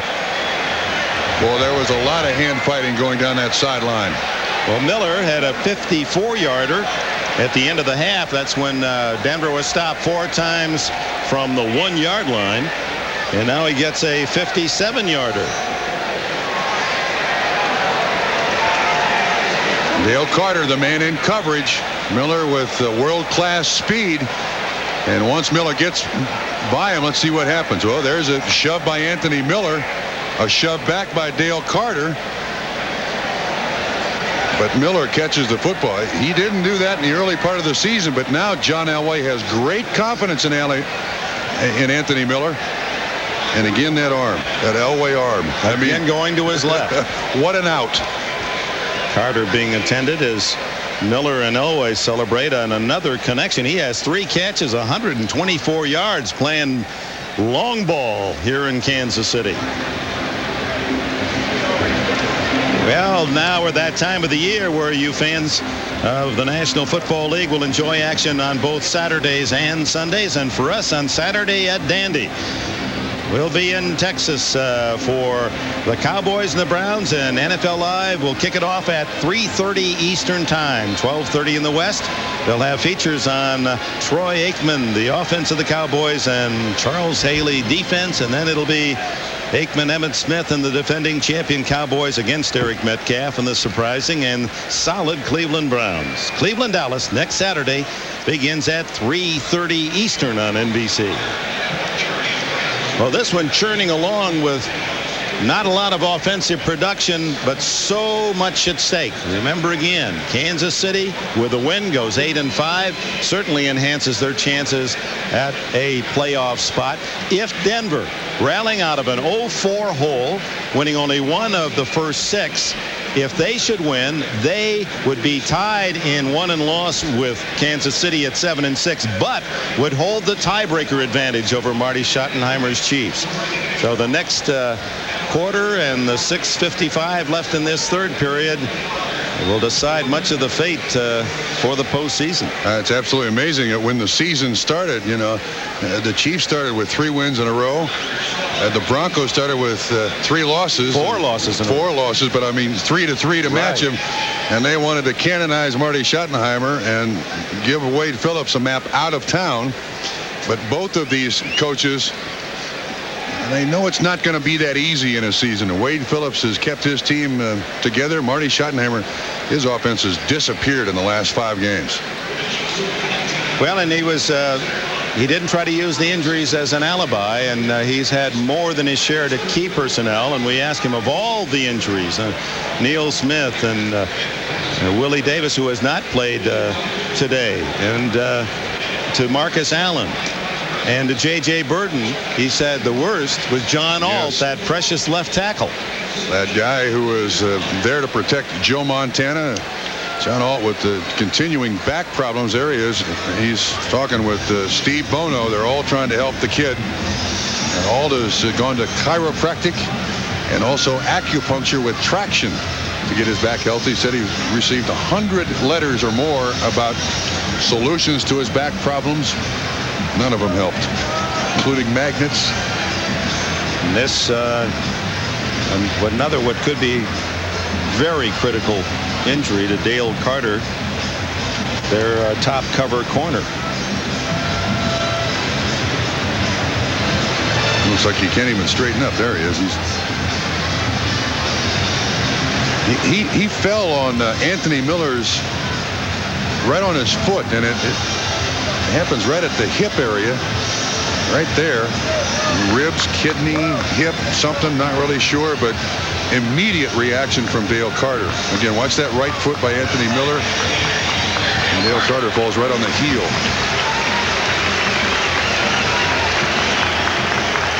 So he's left holding that left side, but now off gingerly.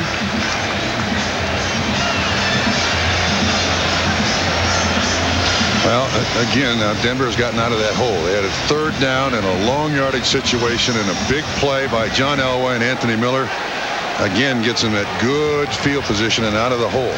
You know, Bob, you talked about the bad start for Elway and the Broncos. Remember, with all their acquisitions, everyone was picking Denver to be the team to beat in the West. And then Elway throws 3 touchdowns in the first 3 games to the other guys. Yeah. The one against San Diego in the opener, the Stanley Richard went 99 yards. And then Mo Lewis of the Jets went 67. Terry McDaniel in game 3 for the Raiders went 15. Yeah. And everyone was wondering, not only are the Denver's Broncos done, what's wrong with Elway? John Elway was thinking that about himself.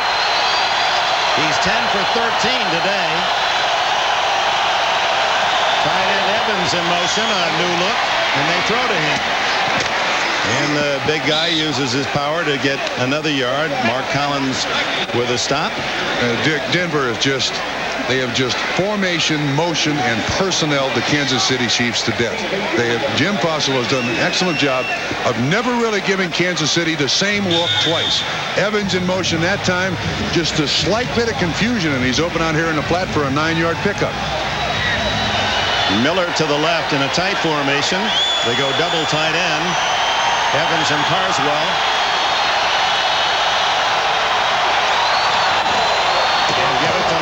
Russell slams through the 25 and a first down.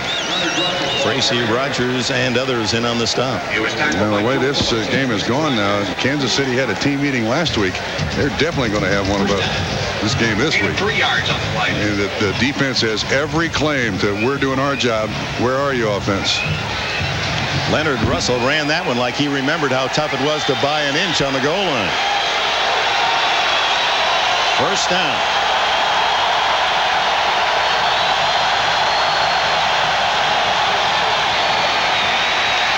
Elway underneath to Shannon Sharp. And Sharp breaking tackles, has a touchdown.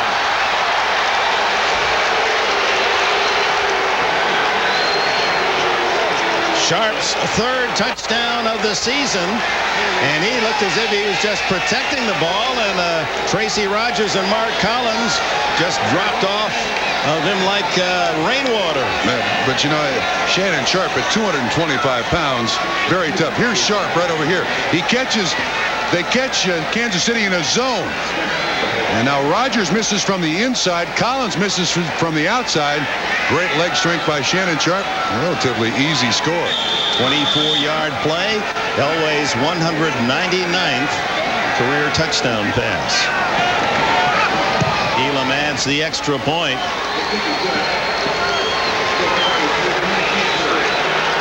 Elway says, one more and I have 200. 88-yard drive in 6 plays. Wade Phillip sees his team take a 14-3 lead.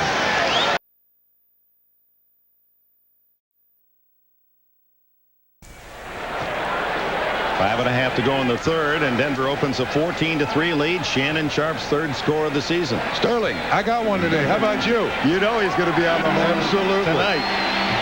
Talked to his star receiving brother of the Green Bay Packers, and Sterling has one as well today in the game against the Lions. May have more than that. Elam sends it toward John Vaughn at the 4.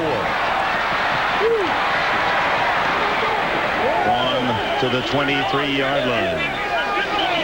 Dick, if we go back to the touchdown, the Denver Broncos have a perfect call. Here's Shannon Sharp. You're going to see zone, outside corners, and the 3 linebackers just basically let him go. But watch the pick that's run here by Jerry Evans, the other tight end, that really gets in the way of Tracy Rogers, and that allows Shannon Sharp to get by that tackler. But then it looks like the Chiefs are in mud here. Mark Collins can't move his legs to make the tackle. Sharp the score. Those bad ankles, he said, I'm going to save them once I'm in the end zone. Bono, play action going long, and has the man Burton out there.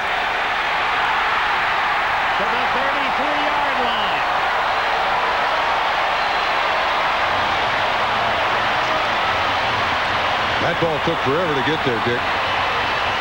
Play action fake. Good job by Bono. A lot of air underneath that ball. Burton has to slow down. Ben Smith, the man in coverage. Again now, little inside release. Oh, Smith slips. He's lucky to be there with him. But if that ball's thrown a little more on the line, I think J.J. Burton's going to outrun Dennis Smith to the end zone. 44-yard play. Kansas City trying to strike right back. Bono underneath, complete. Chris Penn, the rookie from Tulsa, first down. Denver back with the blitz. Penn does an excellent job of recognizing man coverage. Well thrown by Steve Bono. One of the few times Kansas City's done something against the Denver blitz that's worked. Ball just inside the Bronco 20-yard line.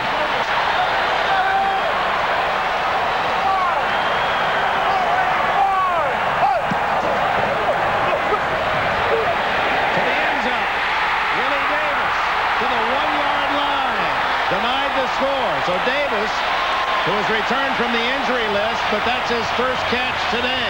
What happened? Where were these guys? Well thrown by Steve Bono. Excellent job. And remember, too, that Steve Atwater out of the game.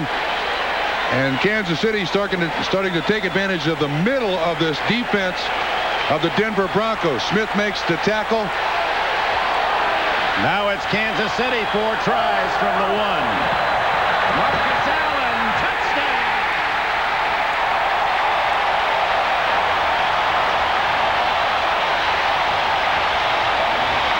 Allen's 119th career score.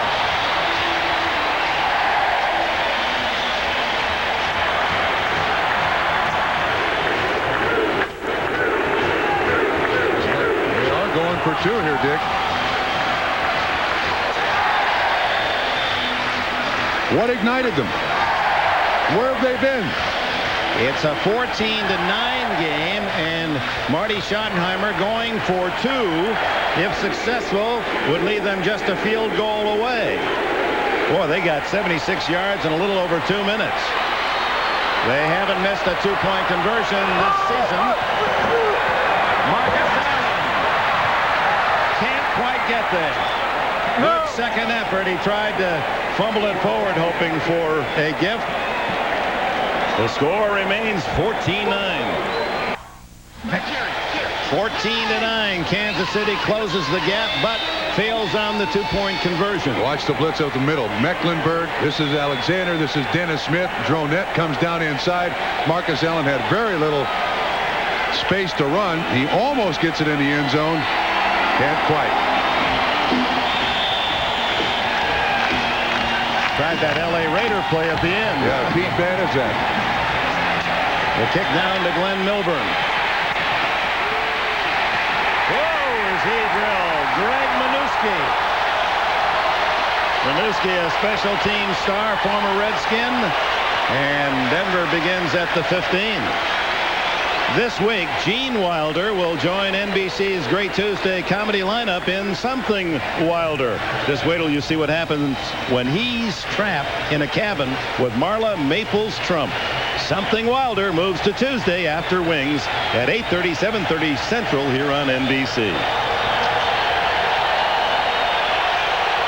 Now it's Dennis Smith. Steve Atwater, remember, out for the rest of the game with a hamstring. This crowd really working on the noise.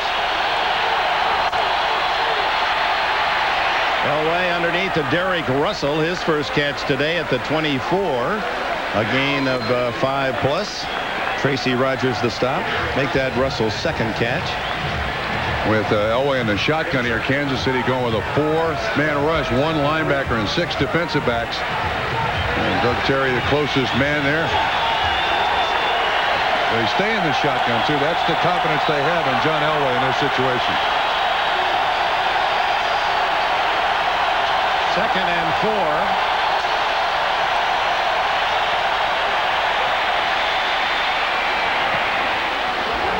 Oh, Did he catch that ball? Yes. Well covered, and Anthony Miller just steals it from Jay Taylor, who seemed to be all over him. 12-yard play. Watch that ball from release to receiver. No, does he have it? They count it as a catch. But when John Elway has time to set, get over that front leg and put something into it, I don't think there's anybody that can throw it harder than he can.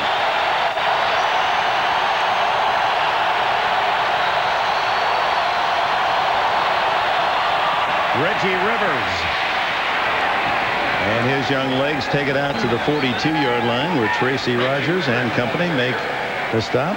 William White, the former Lion, in on the play. But again, Dick, you see again, first 2 downs, shotgun, spread formation, make the first down, come back with 2 running backs, 2 tight ends. I mean, Denver has just given them the whole book full here. Kansas City had great difficulty just trying to figure out what might be coming next.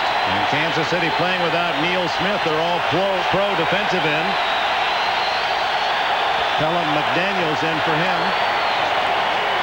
Leonard Russell out to the 47. That'll be very close to a first down. Joe Phillips trips him up.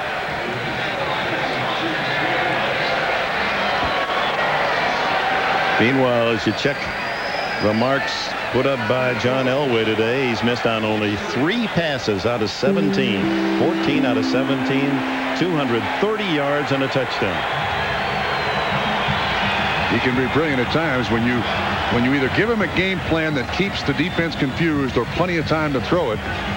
He is Marty Schottenheimer in Kansas City's worst nightmare. He was also given the ultimate compliment when he came out to warm up today, John Elway was, and that was a resounding boo.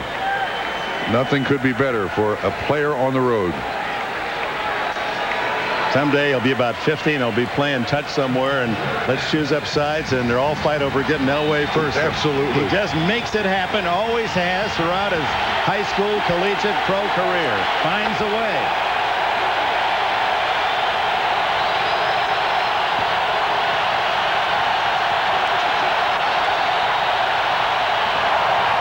And he used Elway on the sneak to pick up the first down. Just right behind is center Dave Weidel. And that's going to take us apparently down to the end of this third period. So the offense livening the activities here in the third period at Arrowhead Stadium. Steve Bono generating a quick 4-play long touchdown drive to pull the Chiefs back to within 5. But it's the Broncos as they change ends, leading 14-9, and we'll return after these messages from your local station.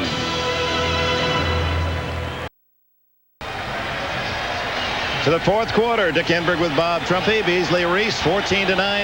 Denver leads. Broncos with the ball, first down at their own 48.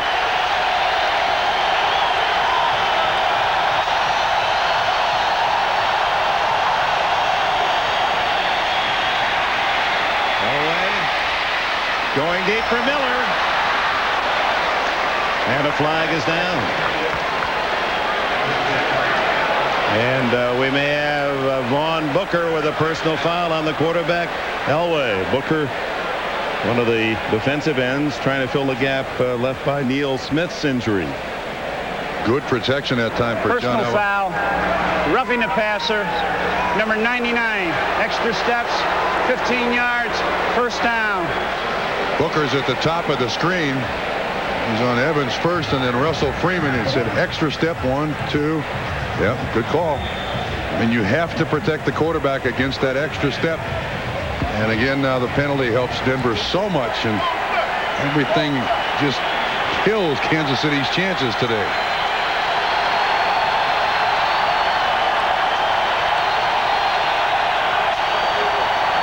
Reggie Rivers to the 35-yard line. Gain of 2.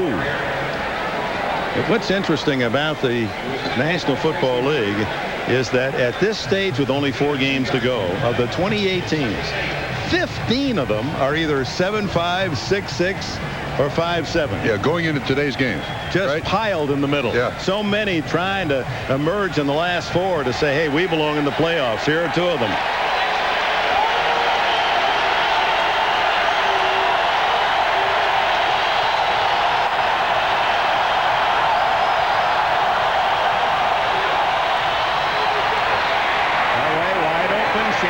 Sharp cut down shy of the first down by Jay Taylor, and he was right down around those ankles of Sharp, and they are tender. He's not practiced all week. He says he's practiced only 3 times, 3 full weeks all season because of an ankle injury. He had surgery on last year. He says he's going to have it again, and he says now the other ankle needs it too. Yeah, but Elway says the less he practices, the better he is in the game, so I'm not sure it makes any difference, Dick. Stopped shy of the first down by a yard and a half or 2. Sharp with 6 catches today, 65 yards and a touchdown. We'll take a timeout here. 13:59 left in the 4th. The NFL on NBC is brought to you by Acura. Some things are worth the price. By Coca-Cola Classic, the official soft drink of the NFL. Always the real thing. Always Coca-Cola. By Napa, we keep America running. And by the Norelco Razors, our closest shave ever. Down and a yard. Elway straight ahead. And it would appear he got enough. Close to the 25-yard line. Another advantage of having Elway at 6'3" and close to 220 pounds in there behind center. And a big weightlifter. Has spent a lot of off seasons pumping himself up for strength. By the way, Shannon Sharp got up, walked off the field with a little limp, but he appears to be all right. But he's just looking for the bubble here in the defense. A little gap. Just keep your head down. Stay close to that center who's your good friend. And they do pick up the first down. There's Shannon Sharp on the sideline. Meanwhile, Elway throwing the ball has completed his last 8 passes.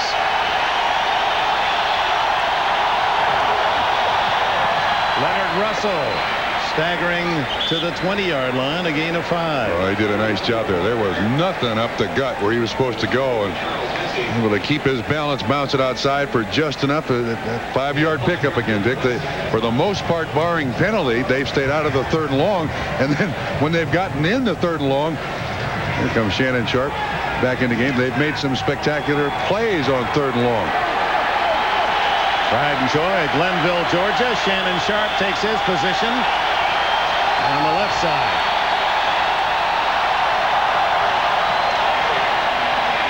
Elway, down he goes, ran into his own man. Joe Phillips will be credited with a sack, the 3rd by Kansas City today. The Broncos are one of the worst in the league in protecting the passer. But watch Tracy Simeon come up here. Joe Phillips comes free. It looks to me like the center and the guard are confused as to who blocks whom. And Joe Phillips, 75, comes absolutely scot-free. Yeah, you see, the right guard, Habib, blocks down on Simeon, turns Phillips loose on the quarterback. The 40th time the Broncos have allowed a sack this year. 3rd and 10.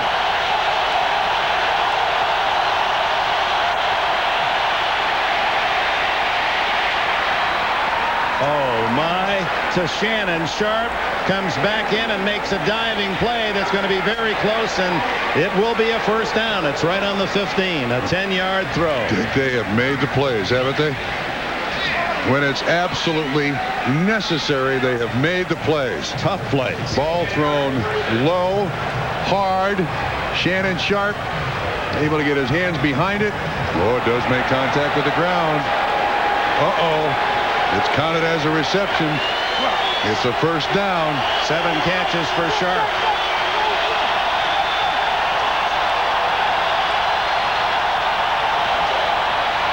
Elway throws it away. Jerry Evans, a tight end, was in the area. John Elway's yelling at the sideline there. Jim Fossil is not getting the plays in quick enough.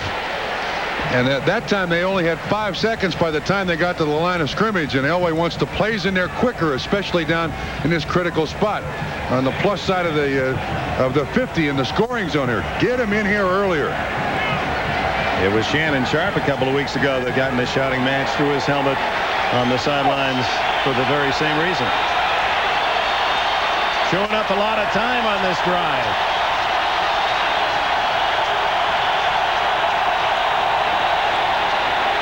The throw is to Russell in the flat, and Charles Mincy makes the tackle at the 5. That's close to another first down. Another new look. Yes, they've done a superb job of this. This time, When Russell goes out, Mincy, at least the defensive back is with him. He's going to be short of the first down, it appears to me. Well, that's a generous spot. They give him to the 5-yard line.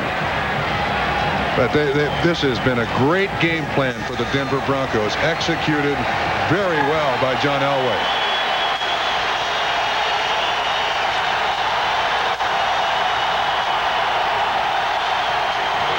Well, that sneak has worked 3 straight times. 3 times on this drive. On 3rd or 4th and inches, they've gone with Elway, and he's picked up the yardage. 1st and goal at the 4.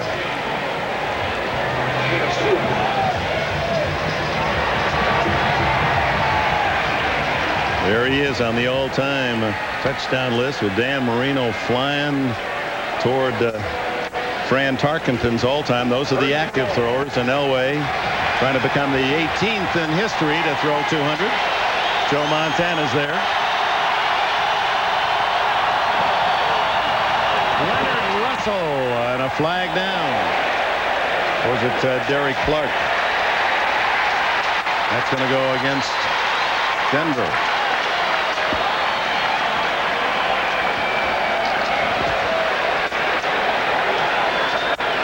Derek Clark given the call, and indeed Jim Fossil is using all of his offensive personnel. Holding, 79 offense, 10 yards, still first down. Wydell, the center, ticketed. That'll take it back to the 14, 1st and goal. And give it to Clark with a lead block by Leonard Russell. He cuts back. Booker helps, Salimua helps, Rogers helps, Mickle helps. Denver leads 14-9. Under 10 to go. Whoops.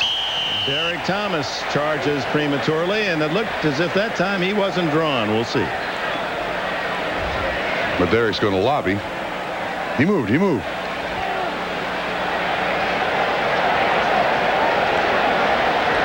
The offensive linemen don't win many of these.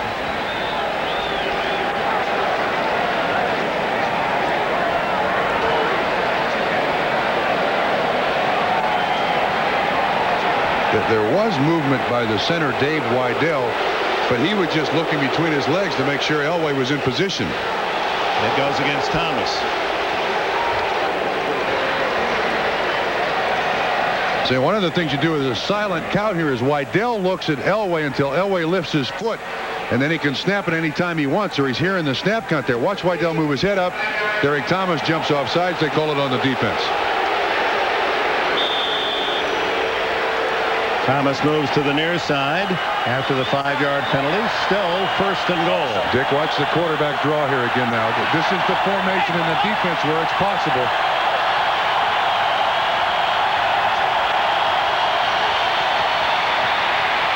To the end zone, and he threw it away. Jay Taylor was covering Anthony Miller. Another flag is down. So after a first half in which we seldom saw the yellow, second half has had more than its share. Holding. Kansas City. Automatic first down. Half the distance. So that'll take it just inside the 5 with another 4 downs for the Broncos.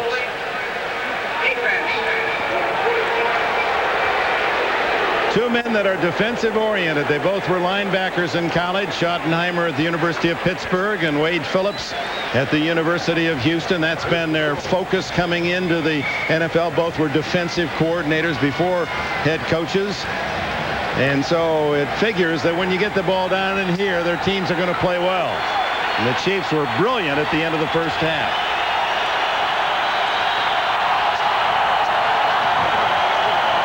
Russell caught from the backside by Vaughn Booker. And met in the front from Dan Salimua. Marty's coaching as much as he can from the sideline here. Dave Adolph is the defensive coordinator, but with the Broncos' problem at the end of the first half, they probably shot most of their first page goal line plays. They got to throw here. I mean, they've already used an awful lot of plays that they thought would work at the end of that first half. Russell, who has 9 touchdowns this year, leaves the game.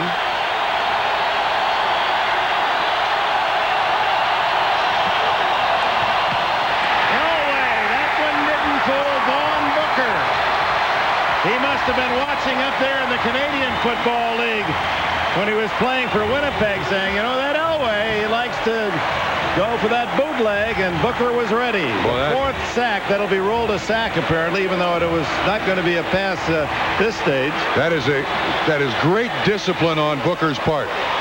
I don't think he saw the football until Elway turned. Great play, Booker. Went to the University of Cincinnati, but that was after spending 3 years in the U.S. Army. The 26-year-old first-year man. It is not a sack. They didn't get it off. No play. That will not count. Nickel drops Elway, but with all the noise, no one heard the officials whistle that Elway had not gotten the play off in time. Yeah, so there'll be a penalty. That's the good news. The bad news is he gets another shot. So 5 more yards against Denver. There was no play. We have a delay of game offense. Prior to the snap, 5 yards, still third down. So this long drive goes another play. The 17th play of the drive that started with 3 minutes and 14 seconds left in the third quarter. Now we're down to 8:23, 22, and counting in the fourth. Did you say 17th play? Whoa. Third and goal from the 17th.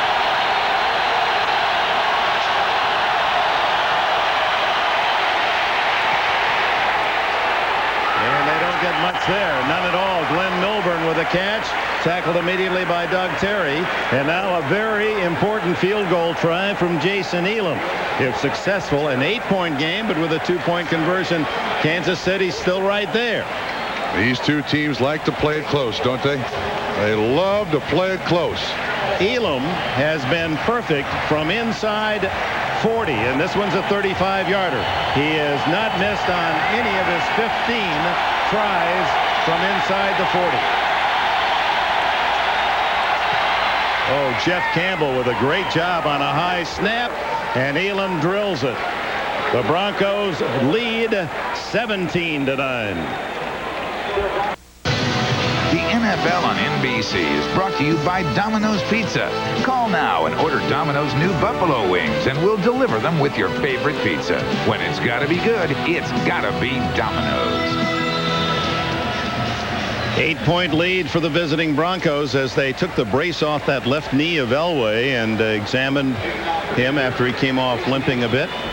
Dick, he got hit a couple of times there pretty severely, and there's a lot of movement in that knee, but doctors before the season start check movement in the knee to see if there's any difference. He appears to be fine, although Hugh Millen is warming up for Denver. Jason Elam now 16 out of 16 from inside the 40. Kicks it off. And dangerous John Vaughn, the newest chief at the 10. He's out of bounds at the 38. Look at that. Almost 11 minutes chewed up on that last 18-play drive by the Broncos, plus 5 penalties. Next Saturday, what a day for you. Along with the NFL action, you'll see at 1:30 Eastern, NBC Sports World Figure Skating Championships, the world's best, Elvis Stoico and others. And then at 3, join NBC Sports for golf, the greatest game. We'll capture the essence of golf's appeal from the player with a 25 handicap to the U.S. Open champion. And then it's it's Cleveland at Dallas. A triple header next Saturday. Bono goes deep. He has Davis open. Oh! Touchdown, Kansas City. No flag.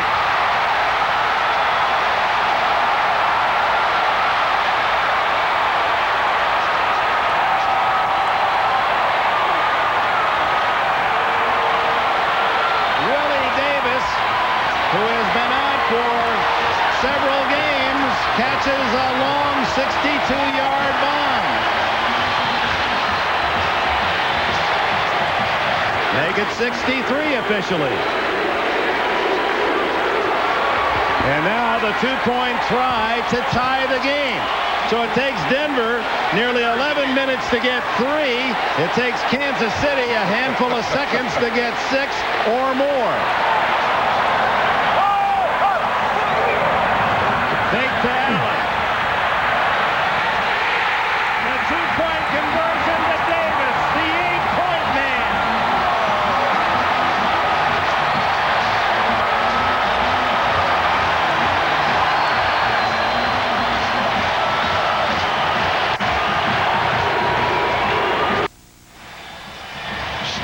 drop back by Steve Bono. Here's the guy. Ben Smith bites. He's looking back in the backfield, Dick. Willie Davis runs right by him. See, Smith squatted there. Bono, again, too much air underneath the ball, but Davis gets it. Watch Smith. See, looking in the backfield, He guesses wrong. He thinks it's going to be an out. One of those players sorely missed. Back from the wounded list, Willie Davis from Steve Bono. 18 seconds to score 8 points after it took Denver nearly 11 to score 3. It's dead even with 7 minutes to play. Len Milburn hit by Darren Anderson at the 23. So Davis gets 6, and then Davis gets 2 more. Roll out by Bono. Davis comes from the far side. Bono's looking inside all the way. You break all the rules on a 2-point conversion. You throw it late down the middle, and Davis makes the catch. Nothing to it. Joe says nothing to it. What's the big deal?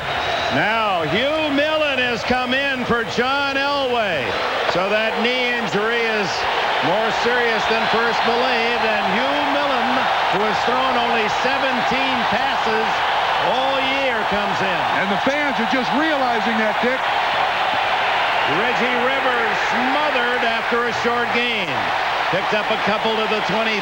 Darren Mickle, and now this crowd and the Chiefs are electrically charged. And Elway, after a brilliant day, 18 of 22 and a touchdown, deep in his own thoughts, wondering how bad is that left knee. He will not return today, is the official report. And the fans at Arrowhead saw that Miller wears 17. They thought it was Elway. So a tough spot for the former University of Washington star Millen. Over the middle, complete to Miller. And Miller using his speed to dart for a first down out to the 35-yard line. Well, again, you can see Anthony Miller's speed, and now the quarterback's gaining confidence in his ability. He has got that speed, always had that speed. Runs away from Tracy Rogers. So we were hoping it would be Joe versus John. It starts Steve versus John. It ends up Hugh versus Steve.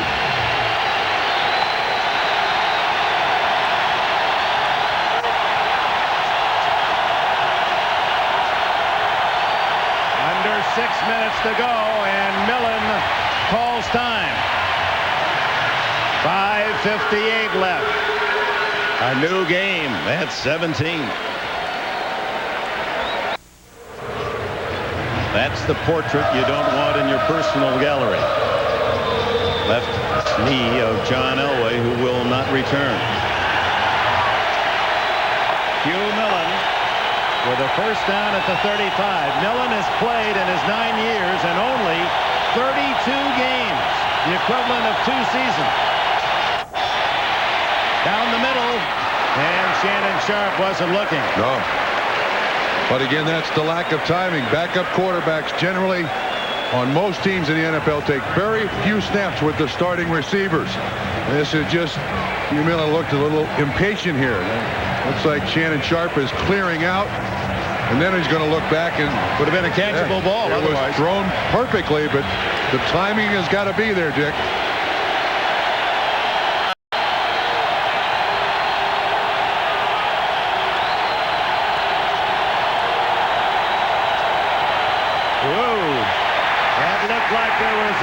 Confusion as Milburn barely got the handoff and takes a 2-yard loss. Now for Kansas City to jump to their offense by comparison with Hugh Millen here, because Montana was hurt, Steve Bono took almost 95% of the snaps.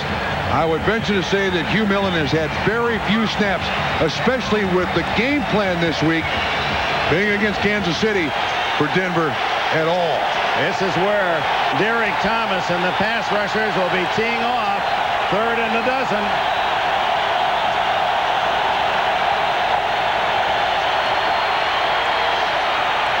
To Miller. Knocked away. Miller had it for a moment inside the 40, but a second effort defensive work by William White to bat it out of his hands. Again, this ball is beautifully thrown by Hugh Millen. The catch is made in his hands, and White knocks it away. And White injured on the play.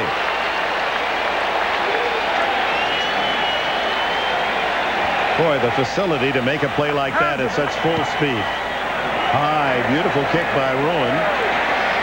Darren Hughes inside the 20. And Jeff Robinson gets him there. 51-yard punt, 4 on the return.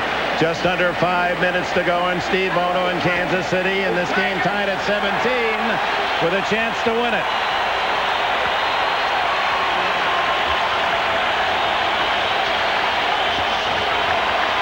Well, you mentioned a portrait. This is generally the canvas where John Elway and Joe Montana have made their reputation. Now it's up to Bono and Hugh Millen to start that first brushstroke of their reputation. Bono, who has learned from the master Montana in San Francisco, he's had the magic here in the second half. Incomplete through the hands of tight end Derek Walker. Bono striking quickly on one play to Willie Davis, 62 yards to tie it as he completed the 2-point conversion to Davis. This has pretty much been a lightning football game. You know, that one 10-minute drive by Denver was a thing of beauty, but for Kansas City, it's just been nothing, big play. How about that goal line stand? 4 plays from the 1 to stop Denver at the half. Bono, a quickie, and unable to wiggle free is J.J. Burton. A gain of about 7.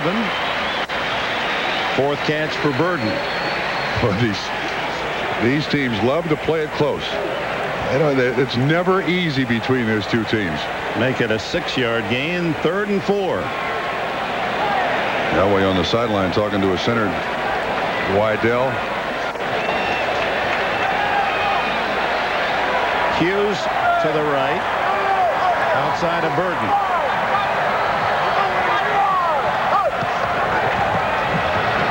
Bono underneath, and not enough for a first down. Well read by Randy Hilliard as he drops Burton after a gain of just a yard or so. So 4th down. Well, now they're going to give him progress way out to the 29, and that's going to be close enough for a measurement. So they allowed plenty of forward progress. Why would anybody in their right mind want to be a head coach in the NFL? You know, in games like this, against opponents like this, and the gut-wrenching feelings you go through in 4 quarters. Yeah, but when it's all over, you'd say, that's why I love it. Yeah, when you win. Right? But that's what you're expecting to do every time, aren't you? Well, there are some realists in the game, but yes, I think most coaches think you're going to win every time. Kansas City's choice is to punt the ball away. Steve Young, another giant game for the 49ers. And Cleveland having trouble scoring against the Giants, turning it over. Oh, in for an apparent punt is Louis Aguiar with under 4 to go. Milburn up to the 29-yard line.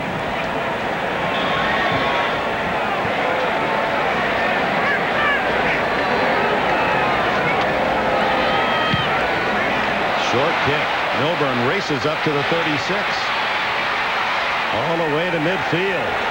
Oh, Aguiar, a 35-yard punt. 13 on the return. Broncos, great field position with 3:42 to go. And next Sunday, we invite you to watch the world's top triathletes test their endurance in the Gatorade Ironman Triathlon. You've got the 2.4-mile swim, 112-mile bike test, and then the full marathon of 26 miles plus. 40-year-old Dave Scott returns to competition in an attempt to win an unprecedented 7th Ironman. That's your normal Sunday, Bob Trumpy. Wrong. I don't even drive that far in a week. As far as the swim, you mean? No. Here comes Russell. And check that Derek Clark, and he rumbles to the sidelines for Well, no gain. William White there to make the tackle as you look into the eyes of Hugh Millen. And Dick, I think Denver's forced here to be very conservative. Run the ball. Hugh Millen's had very little chance to get used to the tone of the game and the timing of the game. They don't want to turn the ball over here, so definitely an advantage for the Kansas City defense with Millen at quarterback.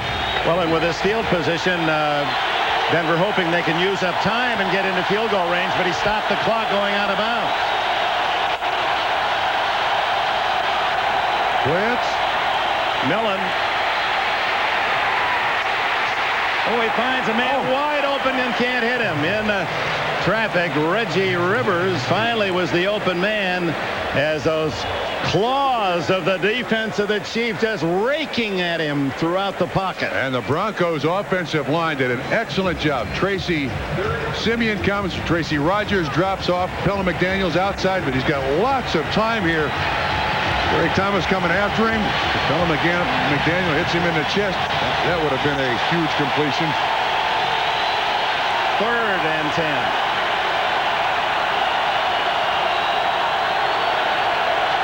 So the test on long yards to go to Hugh Millen. Oh, wait a minute. The 25-second clock had not expired. It had not expired. It had not expired. There is no infraction. Due to the ball having to be moved, they were not able to put it in play in a normal set of circumstances. Please reset the play clock to 7 seconds. 7 seconds on the play clock. The linesman had spotted the ball after the incomplete pass at the 48. It was supposed to be at the 49, and as he was moving the ball, they took that into account. And Wade Phillips just went, oh. Nevertheless, 3rd and 10 for Millen out of the shotgun.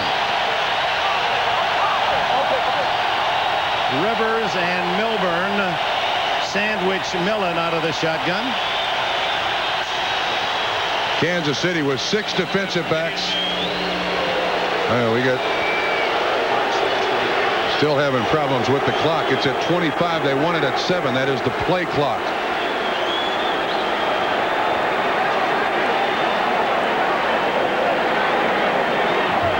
Well, so much weighing on the outcome of this game. All the hopes of the playoffs, and with such apparent parity in the American Football Conference, it's generally felt throughout the AFC. You make it to the playoffs, anyone has a solid chance.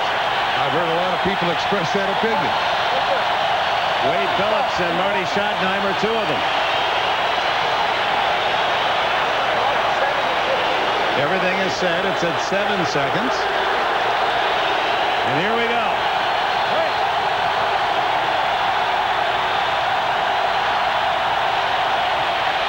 They come with everyone, and over the middle, incomplete.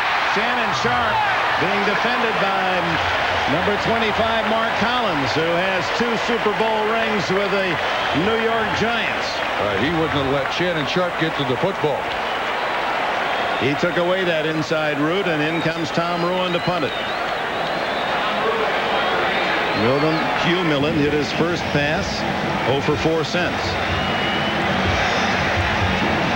Damon Hughes back at the 10.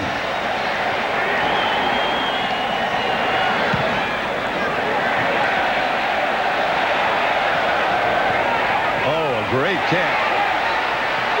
He laid one inside the 5 with plenty of bite.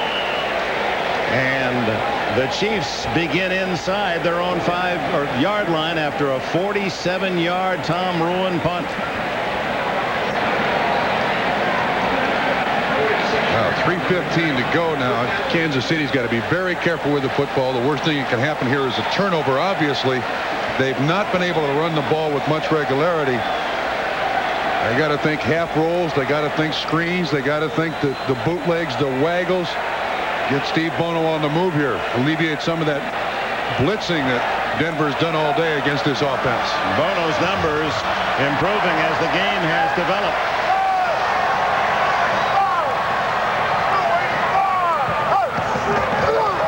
Marcus Allen trying to get outside. Look at that straight on. He's good for about 6 yards before Darrell Hall replacing Steve Atwater, can make the stop. And that almost looked like there's Steve Atwater on the sideline. He's out with a hamstring. This straight arm almost looks like a George Foreman jab. I mean, he really rocks Hall back. Has good timing up in the face. Doesn't grab a hold of the face mask. And he's a good 6.5, maybe 7 yards. Give it inside to Anders. Anders to the 14-yard line, just shy of the first down. And the fans rumbling because it was a play similar to that they remember in the San Diego game, where it looked like there was a hole for a touchdown down around the 5, and Anders elected to take it outside. And the Chargers swarmed him and denied a possible win. 14-13 San Diego. And Anders, of course, also the man who dropped a short touchdown pass at the end of the first half. It'll be 3rd and 1 after the 2-minute timeout. Next Saturday at 3:30 Eastern, a special day of NFL action. Vinny Testaverde, Eric Metcalf, and the #1 ranked defense of the Browns take on Troy Aikman, Emmitt Smith, and the top-scoring offense of the Dallas Cowboys. 2 of the top teams in the NFL battle when the Browns face the Cowboys. Next Saturday at 3:30 Eastern on NBC. John Elway limping badly as they moved him into that cart and on his way to the locker room. Many of the good Kansas City fans giving him a hand. A reminder, following the game on most of these stations, it's an all-new Earth 2, followed by Robin Williams, Jeff Bridges, and the network television premiere, The Fisher King. Viewers in the West Coast will see these shows at their regularly scheduled times. 3rd and less than 1. Marcus Allen, it's going to be close. He was hit right at that 15. It all depends on the spot. It looks as if they've given him just across, which may require a measurement. 1:45 to go. Yeah, I got to measure. Boy, this is a tough time for a head coach and an offensive coordinator. Well, if you're Marty, do you play it very conservatively, hope you can hold on to the ball and go for the coin flip? Yes. I think you do.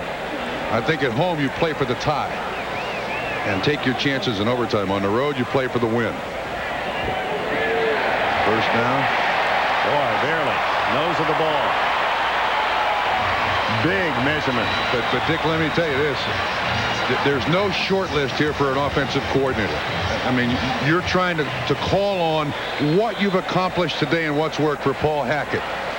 You don't script anything for this situation. 1:37 to go, tie score. I mean, you're in a real dilemma here. Do we give it a shot or do you keep it on the ground? If you're going to give it a shot, watch the man bottom of your screen, Willie Davis. Well, they're going to go the other way long. Oh, and if Ray Crockett had turned, he had an easy interception. J.J. Burton. Wait a minute. That J.J. had both hands right in Ray Crockett's back. I can't believe there's not a flag there. Now watch this. When he looks up, there's both hands just shoving Crockett out of the way. The official standing right there, no flag.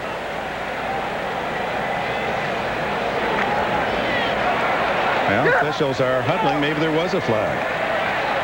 Yes, against Kansas City. You know, that's going to be your next life. You're going to be an official. I have that gut feeling that's someday where you'll wind up. I haven't seen you miss one all year. Where was the flag?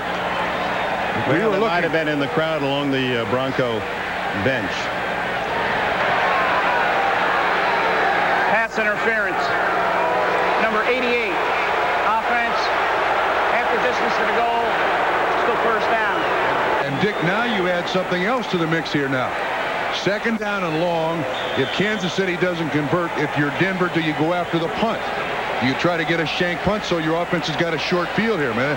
There's a lot happening here on both sidelines. First down. It's first down. First down. And 18.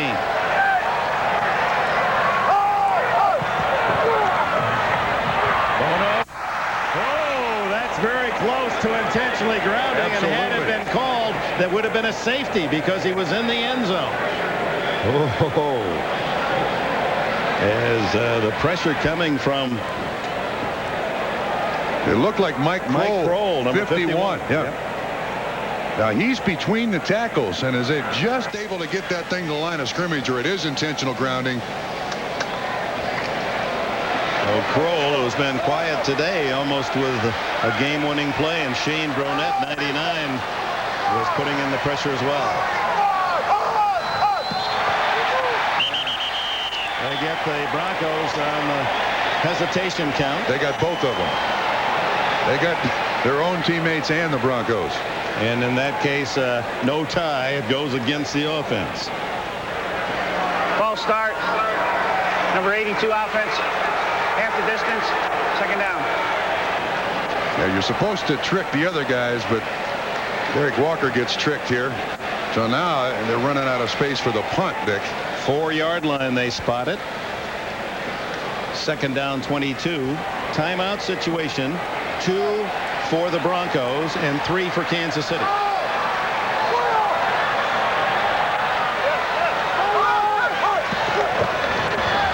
Marcus Allen breaking tackles out to the 10-yard line, and let's see if the Broncos use a timeout.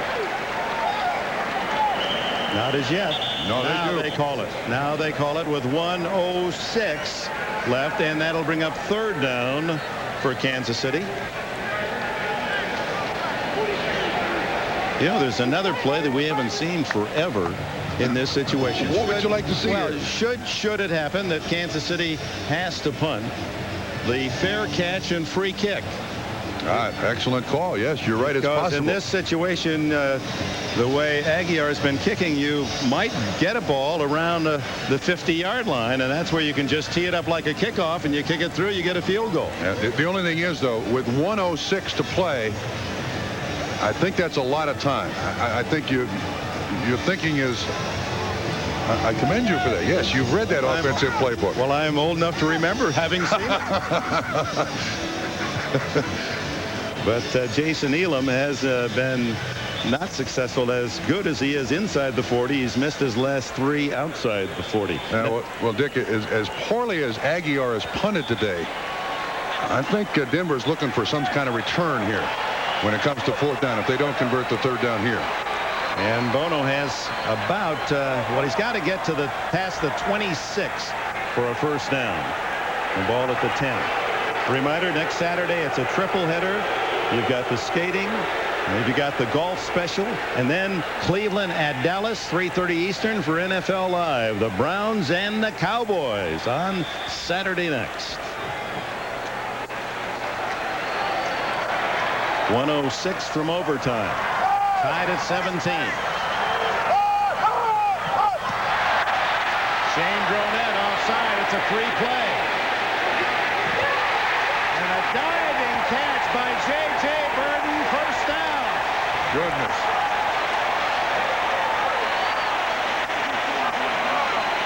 This is a sensational catch by Burton. Bono's got the time. He is absolutely horizontal when he makes that catch. Beautifully done by Burton. And man, is that some real estate that Kansas City likes to have. That yardage behind them now. Now they can give it a shot. His 6th catch of the game, 88 yards to match his number. First down at the 30.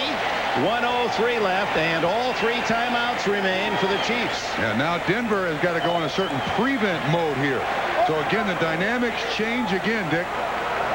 They've got speed on the outside. Burton left and Davis right.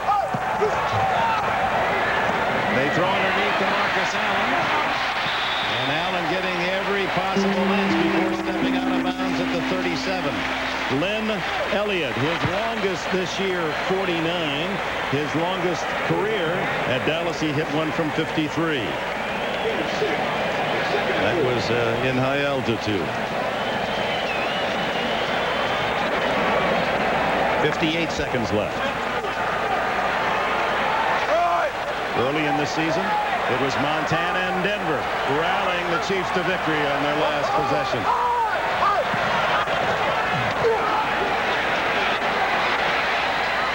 To Willie Davis. 45-yard line covered well by Ray Crockett. Looked like Bono's arm was hit by Simon Fletcher there. Couldn't really follow through, get steam on it. Well, the Broncos have been consistent in that regard, and their failure to sack the quarterback Kevin Green of Pittsburgh prior to today had 12 sacks. The entire Bronco team has only 12 this year, and none today. And when these two teams last met in Denver, Montana wasn't sacked the entire night. It's been going on the entire season.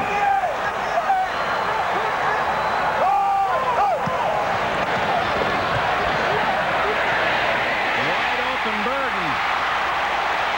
They finally cover him at the 50. First down, timeout. 43 seconds left.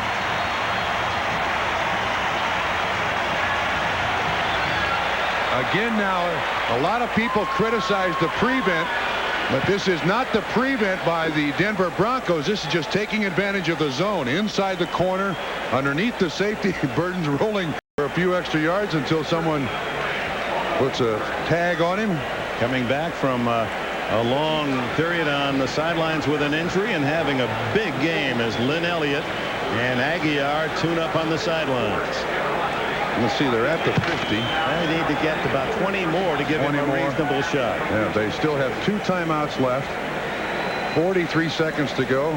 That's Steve Bono, not Bono, in case you were wondering, who is now over 50% and working on a 300-yard passing day. I watched this game. I cannot believe that he's thrown for 285 yards. I mean, it just doesn't seem possible. 2 timeouts left. 43 seconds. Denver's choice here is their base defense. Base defense.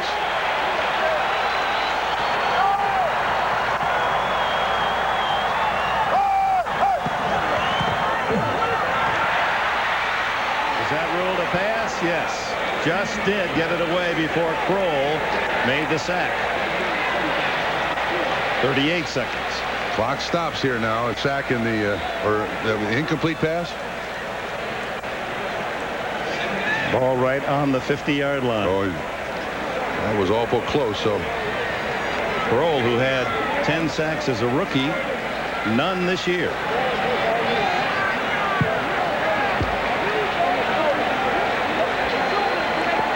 Message board saying, quiet, please, audible zone.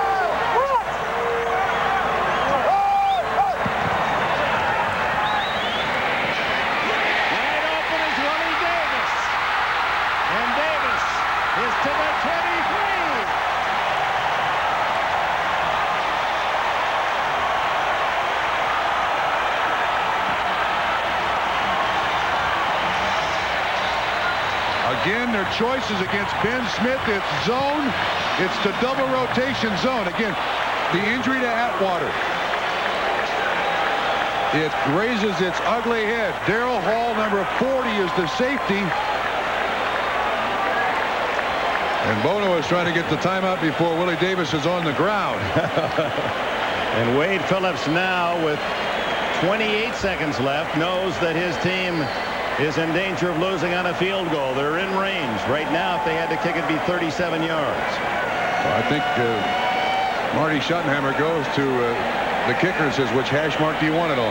You think they haven't missed Willie Davis?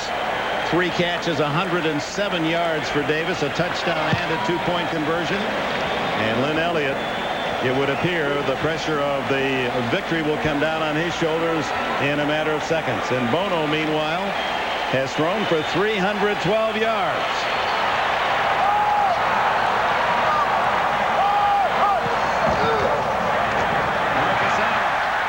To the 20. 3 less yards for Elliott to worry about. And you know, the other thing about Steve Bono, if he wins this game as a starter over a 10-year period, 10 starts, 8-2. And they're just going to let it tick down to around 3 seconds and then call in the 3rd-year kicker from Texas Tech. 3 seconds, 2 seconds, the final timeout. Denver will probably spend one after Elliott gets out and lines up. Yeah, taking a chance here. You got 1 shot at it. If there's any fumbled snap, that's it. Elliott, who was dispensed by Jimmy Johnson in Dallas early last season. Remember when they lost at home to Buffalo when he had a chance to win the game. And he was signed by the Chiefs, and he has delivered 22 of 26 this year. Make it 23 of 27 with the kick today. Villa will snap, and Aguiar's the holder. It'll be about 37 yards. Lamar Hunt, founder of the American Football League, one of the original 8 up in his box. He's seen a lot of them. Yes, he has. He's seen 2 absolutely sensational games pitting these 2 teams. And his team is in the playoff hunt, needing a win for 8-5. Leonard Russell, Derek Thomas. It's that time where kickers are like relief pitchers. They don't play as often, but when they come in, everything they do is important. His final drive of 76 yards to get it to the 19.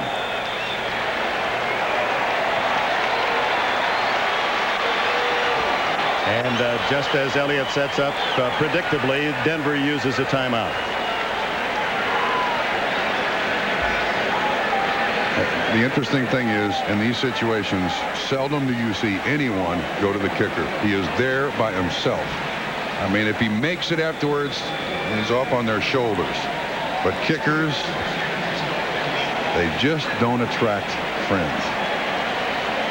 The other side of the equation is that if you're the defense, you want them to think as much as they can. Make them think. Just like standing over that 5-foot tease of a putt to win the jackpot. Let them think about it. And that's where Elliott is, and taking thought walks. I've had ex-teammates go after kickers after a game like this, after a miss. I mean, follow him home, try to get him in the bushes. But Elliott's pretty well accepted as a member of the team here in Kansas City, even though he is a kicker. For the win from 37. Blocked.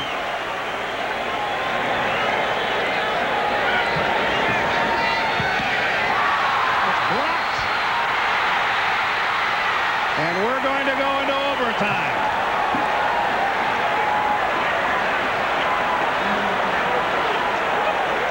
That hardly got to the line of scrimmage. I wonder if he kicked it low.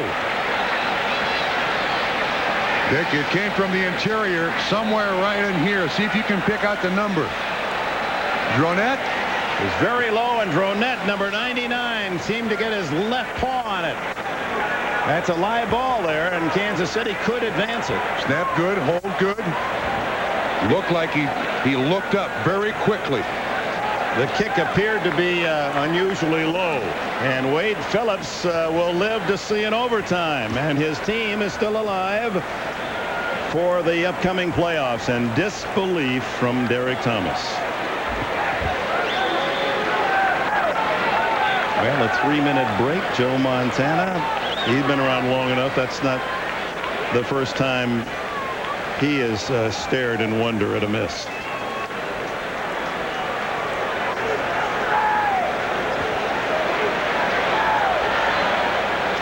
So the toss of the coin.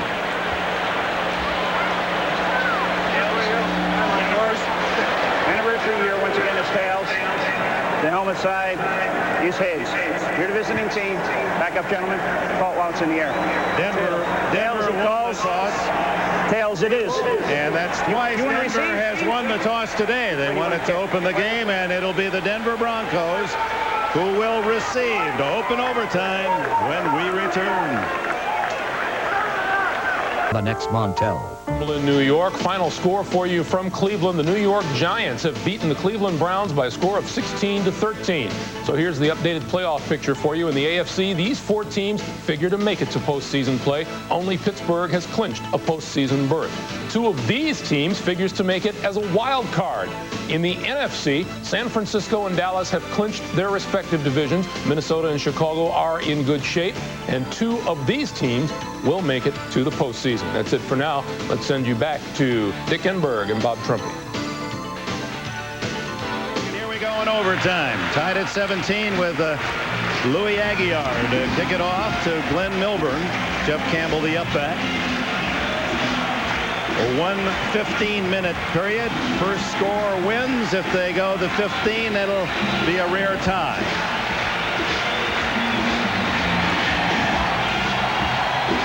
Good kick.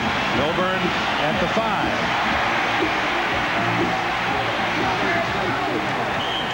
And returns it out to the 25.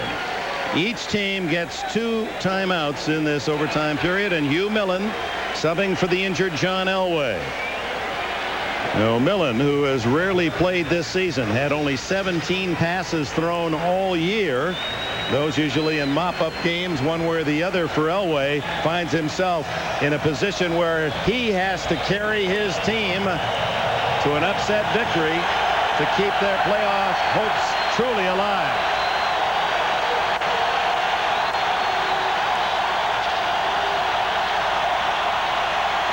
Miller can't twist away after an 8-yard gain, tackled by Jay Taylor. Millen, though, because of the design of the play, turned his back to the receiver, spun around and makes the completion. Very well done by Hugh Millen. I think Jim Fossil's got to go back to the first page of the game plan here. You see the day that Anthony Miller has had. Try to run everything. I mean, you can't just sit on the ball. Miller has had nearly a career game.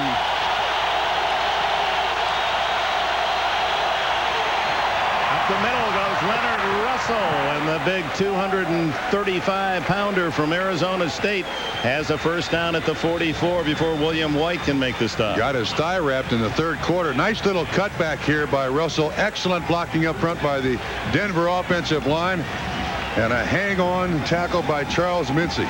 And a hang-on to the ball by Russell. Those helmets were diving right at the football in the tackle.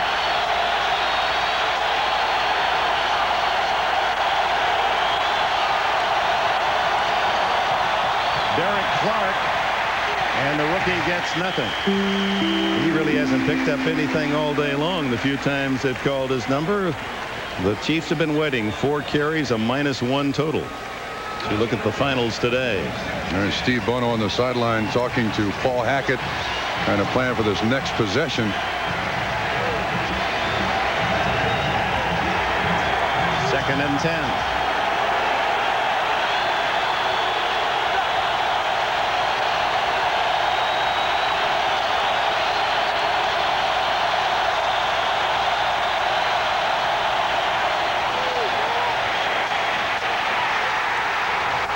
He fumbled the ball, and Kansas City recovered. Joe Phillips recovers a fumble created by Derek Thomas.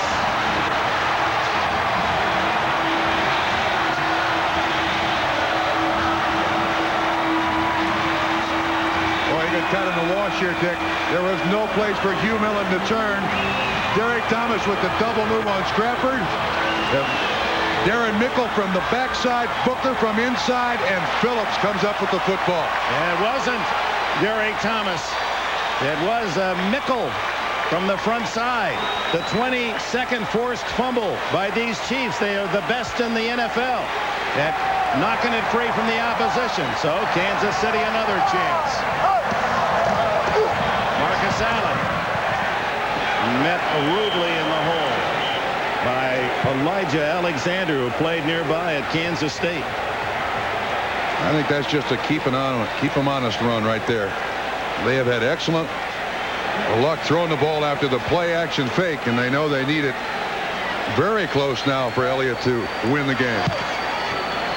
And in this game played at such a high intensity, that's the first turnover either way.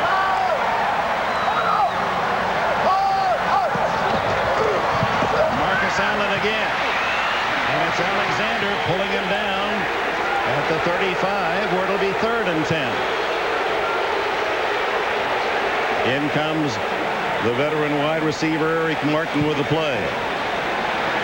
The fans don't like this, but I mean, this is that breathless area of a football game. And Paul Hackett said, wait, what do you want me to do here? I mean, this is not practiced. You generally don't script what's going on here.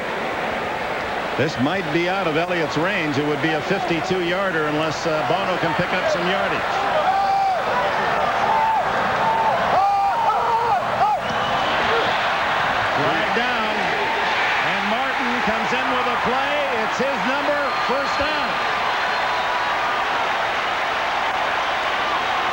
Smith made the tackle. It appeared Dronette was drawn offside. He was.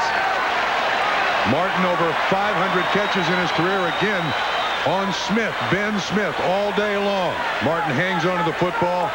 Again, that big target, making himself a target for Steve Bono. The slant pass has worked again.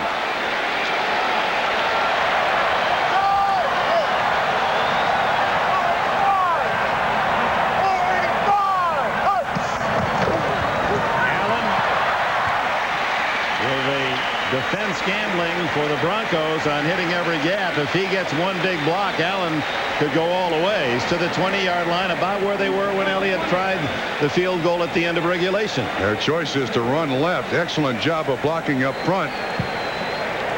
But now Marty Schottenheimer is thinking to himself, my kicker missed the chance at the end of the game. Now, how close do I have to get him here? How many more chances do I have to take?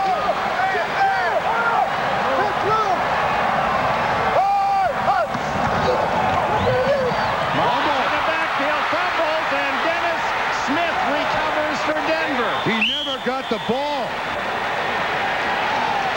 Former roommates of Southern California, Marcus Allen fumbles and Dennis Smith recovers for Denver. Dick, I don't think Bono gets it to him. Yes, he does get it to him cleanly. It's Mecklenburg who comes from the inside, who strips the ball away. Smith with the recovery, and Denver has another breath. Well, there's a man that was sitting unemployed at home, Carl Mecklenburg, 3 days before the start of the season. You see Pat Bolin, the owner of the Broncos, who signed him up, said we need help, and the Sage veteran Mecklenburg with the play knocks it free, and now the Broncos at the 27. Oh my. Millen. That's a lateral. Gary Clark breaks the tackle and makes something out of it. That was indeed a backward pass, and had he not caught it, it was a live ball. And Marcus Allen, who has delivered so many times in the clutch, has it knocked away, and it was just Mecklenburg, as if he knew where the ball was going to be, just threw a right-hand punch right through the ball. Yeah, you know, he told us last night when we talked to him, he said, I was sitting at home in Denver. I knew I was going to play somewhere. I gained a little weight, but I knew I was going to play somewhere. I'm glad it's Denver. 2nd and 5.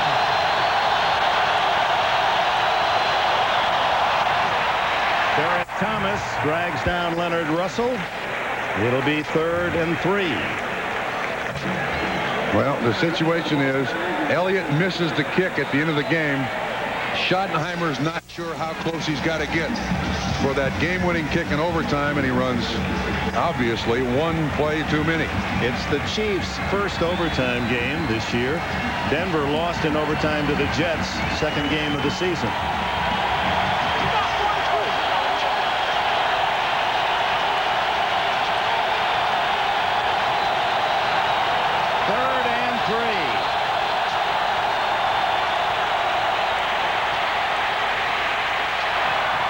Shannon Sharp, first down at the 45.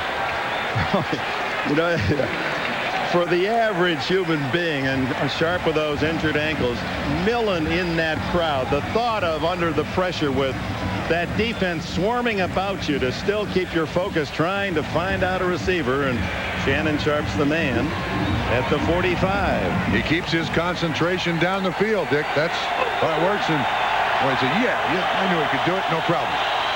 8 catches for Sharp today.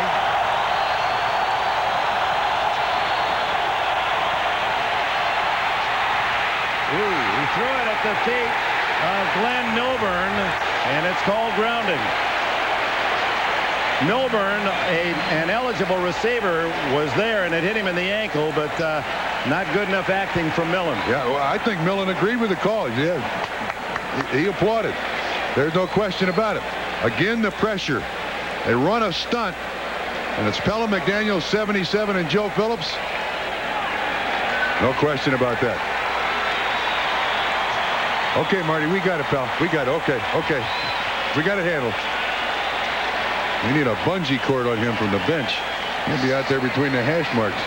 2nd down and 25, all the way back to the 30-yard line, a 15-yard penalty.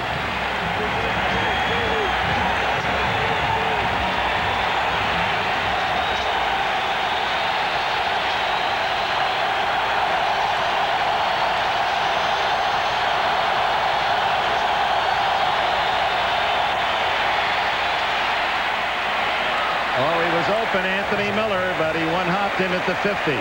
So in respect to Miller's speed, the Chiefs gave ground, and then Miller hooked deep underneath, but the ball was shy. There was reasonable pressure on Hugh Millen. Couldn't really step forward to throw that one.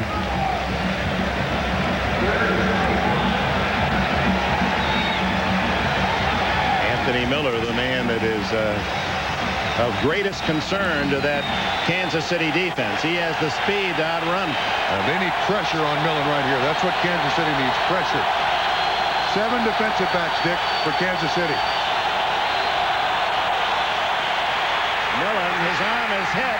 Incomplete pass is the call. Derek Thomas right in Millen's face, and the Broncos have to punt. Thomas from the outside on Scrappard, using that inside juking around. What acceleration. What leg strength that guy's got. You're not supposed to be able to do that physically, but he does it all the time. Turns the corner at high speed. Danon Hughes at the other end as Ruin hits a high, deep spiral fair catch. Hughes at the 24. 46-yard punt, no return, and Tom Ruin's punting has kept the Broncos in a decent field position and has pushed Kansas City back. 8 minutes left in overtime. Well, you know, one guy who can't wait to get his hands on the football, and that's Marcus Allen. To make up for that fumble, he wants the veteran, the experience. He wants the ball. Let me get a chance to make up for it. Well, he's got problems with his knee brace there. He's not going to use a timeout.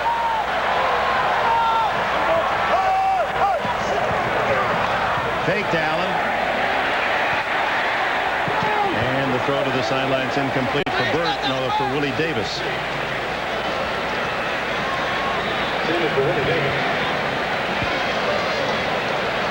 Good coverage. Crockett is on Davis.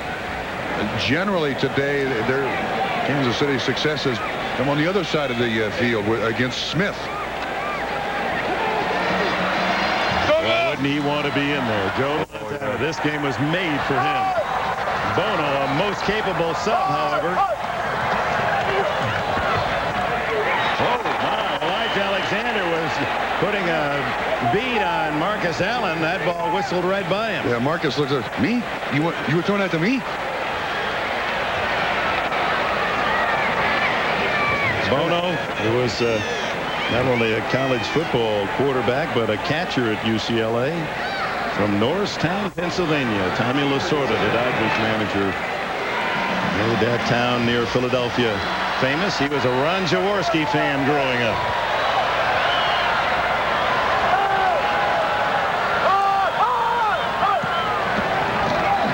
Third and long. To the sidelines, and Crockett denies well, didn't complete. I thought Allen had it for a moment. Crockett makes the play, and 3 and out for the Chiefs. Yeah, I think if you're Denver here, from behind the offense, Allen runs the little out from the backfield. You should have made that catch, but Crockett right there to make the tackle. At some point, you got to get something in your make your mind here if you're a coach. Do we go after this punt or do we go for the return? They're setting up for the return, Denver is. Milburn at the 30. Aguiar short again.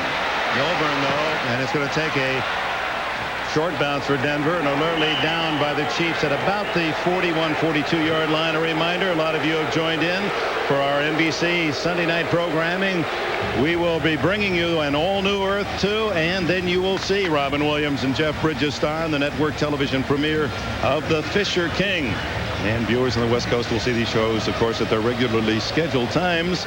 And we hope you're enjoying the drama from Arrowhead Stadium, where it remains tied in OT with 7:40 to go. In case you just tuned in, John Elway went out with a knee injury. He's been replaced by Hugh Millen about 2/3 of the way through the fourth quarter. Final score, Indianapolis beating Seattle 31-19. Kansas City again, Dick. They got to keep pressure on Hugh Millen.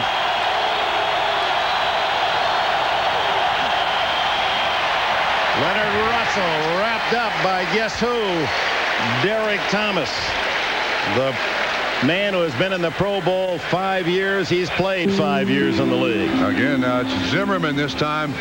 And Derek Thomas always able to keep his feet. He fights off the pressure, keeps his feet, can cut back inside, and he makes the tackle. So now 2nd down and long. Now they can turn their pass rush loose.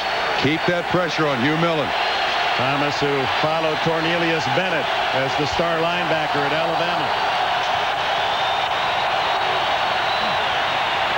Millen drills it to the tight end, and Jerry Evans, as the whistle sounds, apparently they didn't get the play off in time. Delay of game denies Denver. Delay of game. Offense. And Evans was wide open. Or was he ever? Well, there's a matter of the new quarterback. And that indication of heavy perspiration and how fatigue a factor now, especially on those defensive linemen. 9th Denver penalty, 70 yards against the Broncos. Graham on offensive tackle. Millen, oh! Is it intercepted? No, he did not have control. Jay Taylor knew it. Very close, but a good call. Again, now miscommunication because Anthony Miller ran the hitch and up. And Hugh Millen threw the hitch. And Anthony Miller was wide open. You should see him at the end of the... There he is. So was Jay Taylor. Yeah. Jay Taylor was wide open. You're right. He had his choice. Can't quite hang on to it. 3rd and 17. Little confusion between Milburn and Russell.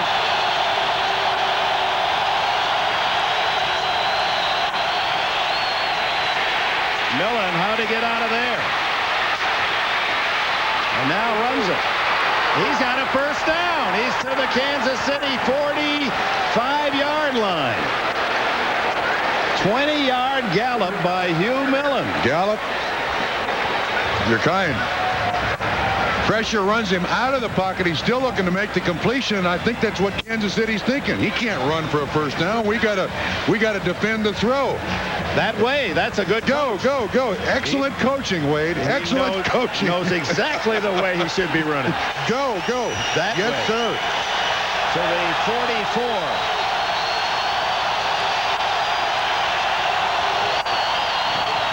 Leonard Russell dropped after a short gain. Now this kid is a long distance kicker. You know, Elam is. No, he hit a couple 53 just seemingly half-heartedly in warm-up. But he's been cold. Yes, from he has. The 40, as you can see. But he's a bomber. He's not going to kick it from that spot, but 2nd down and 8. 30-yard line is the magical point, just as a general rule. Good protection, and Millen goes underneath to Shannon Sharp. And Sharp, who had a touchdown catch earlier in the game from John Elway, is to the 37. See, Dick, in these situations, you always go back and second-guess yourself as a coach.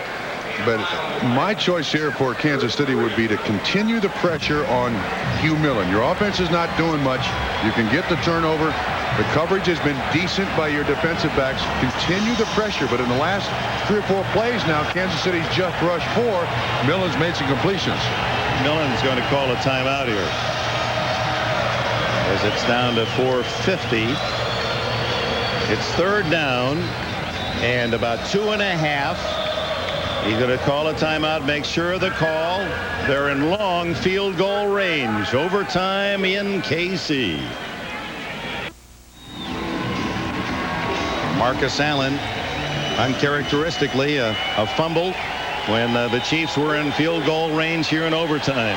The last time an NFL game ended in a tie was over 5 years ago, in Kansas City and Cleveland battled to a 10-10 standoff. Was Mr. Schottenheimer involved in that one? No, he was already here.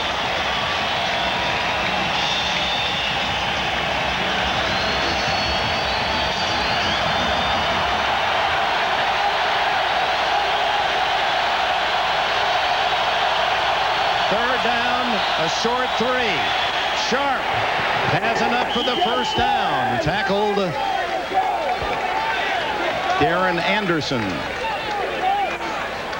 So now Wade Phillips has got the choice. Nice little roll out here by Hugh Millen. High percentage completion. Shannon Sharpe being with his bad ankles, limping on and off the field.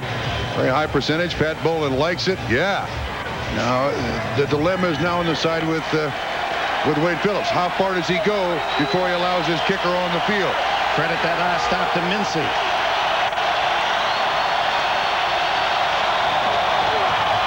Big hole.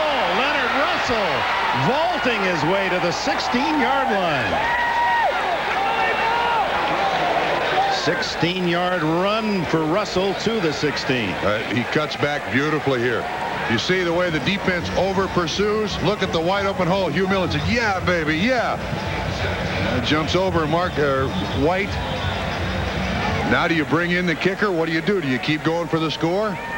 Well, he's got 4 downs to work on it and a timeout called with 3:42 to go. Can't tell who it is. Injured Denver Bronco player is Russell, who made the run. He looked like Joe Cat going feet first up the middle. Yes, he sure did. A game that has so many new injuries to two teams that have had more than their share, particularly Kansas City. Kansas City lost Neil Smith, their all-pro defensive end. He's been out. He had a bad elbow, and we understand that was aggravated as well as a thumb. Steve Atwater, all-pro safety for Denver, went out in the first half with a hamstring. And, of course, perhaps the biggest of all the injuries, John Elway, a knee injury here in the second half. First down. Hugh Millen at the controls. That was a run blitz, hoping for a fumble.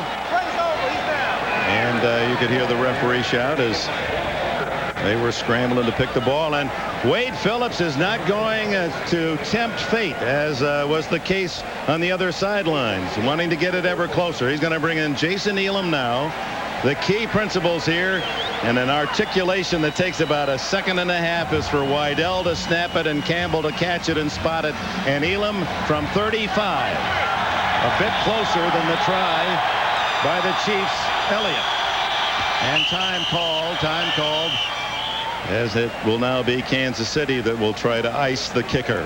2:53 left. When we come back, it's Denver with its chance to win in OT. Game like this, so many players that feel they could have won it or might have lost it. Kimball Anders had a chance wide open, 5-yard line, to catch a ball that looked to be designed for a touchdown and muffed it. I bet there's more than one in this Arrowhead Stadium crowd that says, I wonder why Albert Lewis left town. This would be a time when the master kick blocker so often turned a game for the Chiefs. Well, it's Jason Elam on the spot. 35 yards for a victory that would even Denver at 7-6 with Kansas City and move the Broncos into second place.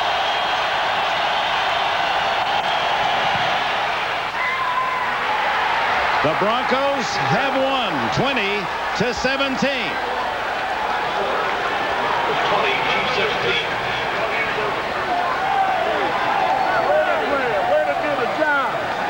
I think the one thing, he hit this kick flush. Good elevation, but there's not a lot of spin on it. That means he hit it good and hard, long and true, and it's a game winner. Jason Elam, 17 for 17 on the season inside the 40, no doubt about it. So the Denver Broncos, a team written off at the start of the year, losing their first 4, and many were crying for Wade Phillips' scalp. But Marty Schottenheimer knows how quickly it can all turn. His team starting with 3 straight wins, and now it's Denver winning 6 of their last 7 without their star quarterback John Elway. Hugh Millen engineers a drive in overtime, gets his team close enough for a Jason Elam 35-yard field goal at Shannon Sharpe, one of the many Broncos stars, salutes. And the employee owners of Avis salute the game's most valuable player, Jason Elam, as the winner of today's We Try Harder Award. Avis, the official rental company of the NFL.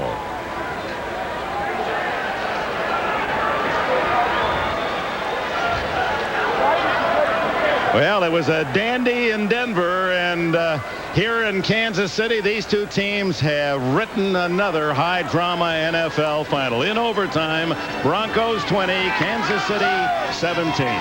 For Bob Trumpy and Beasley Reese, I'm Dick Genberg saying so long from Arrowhead Stadium.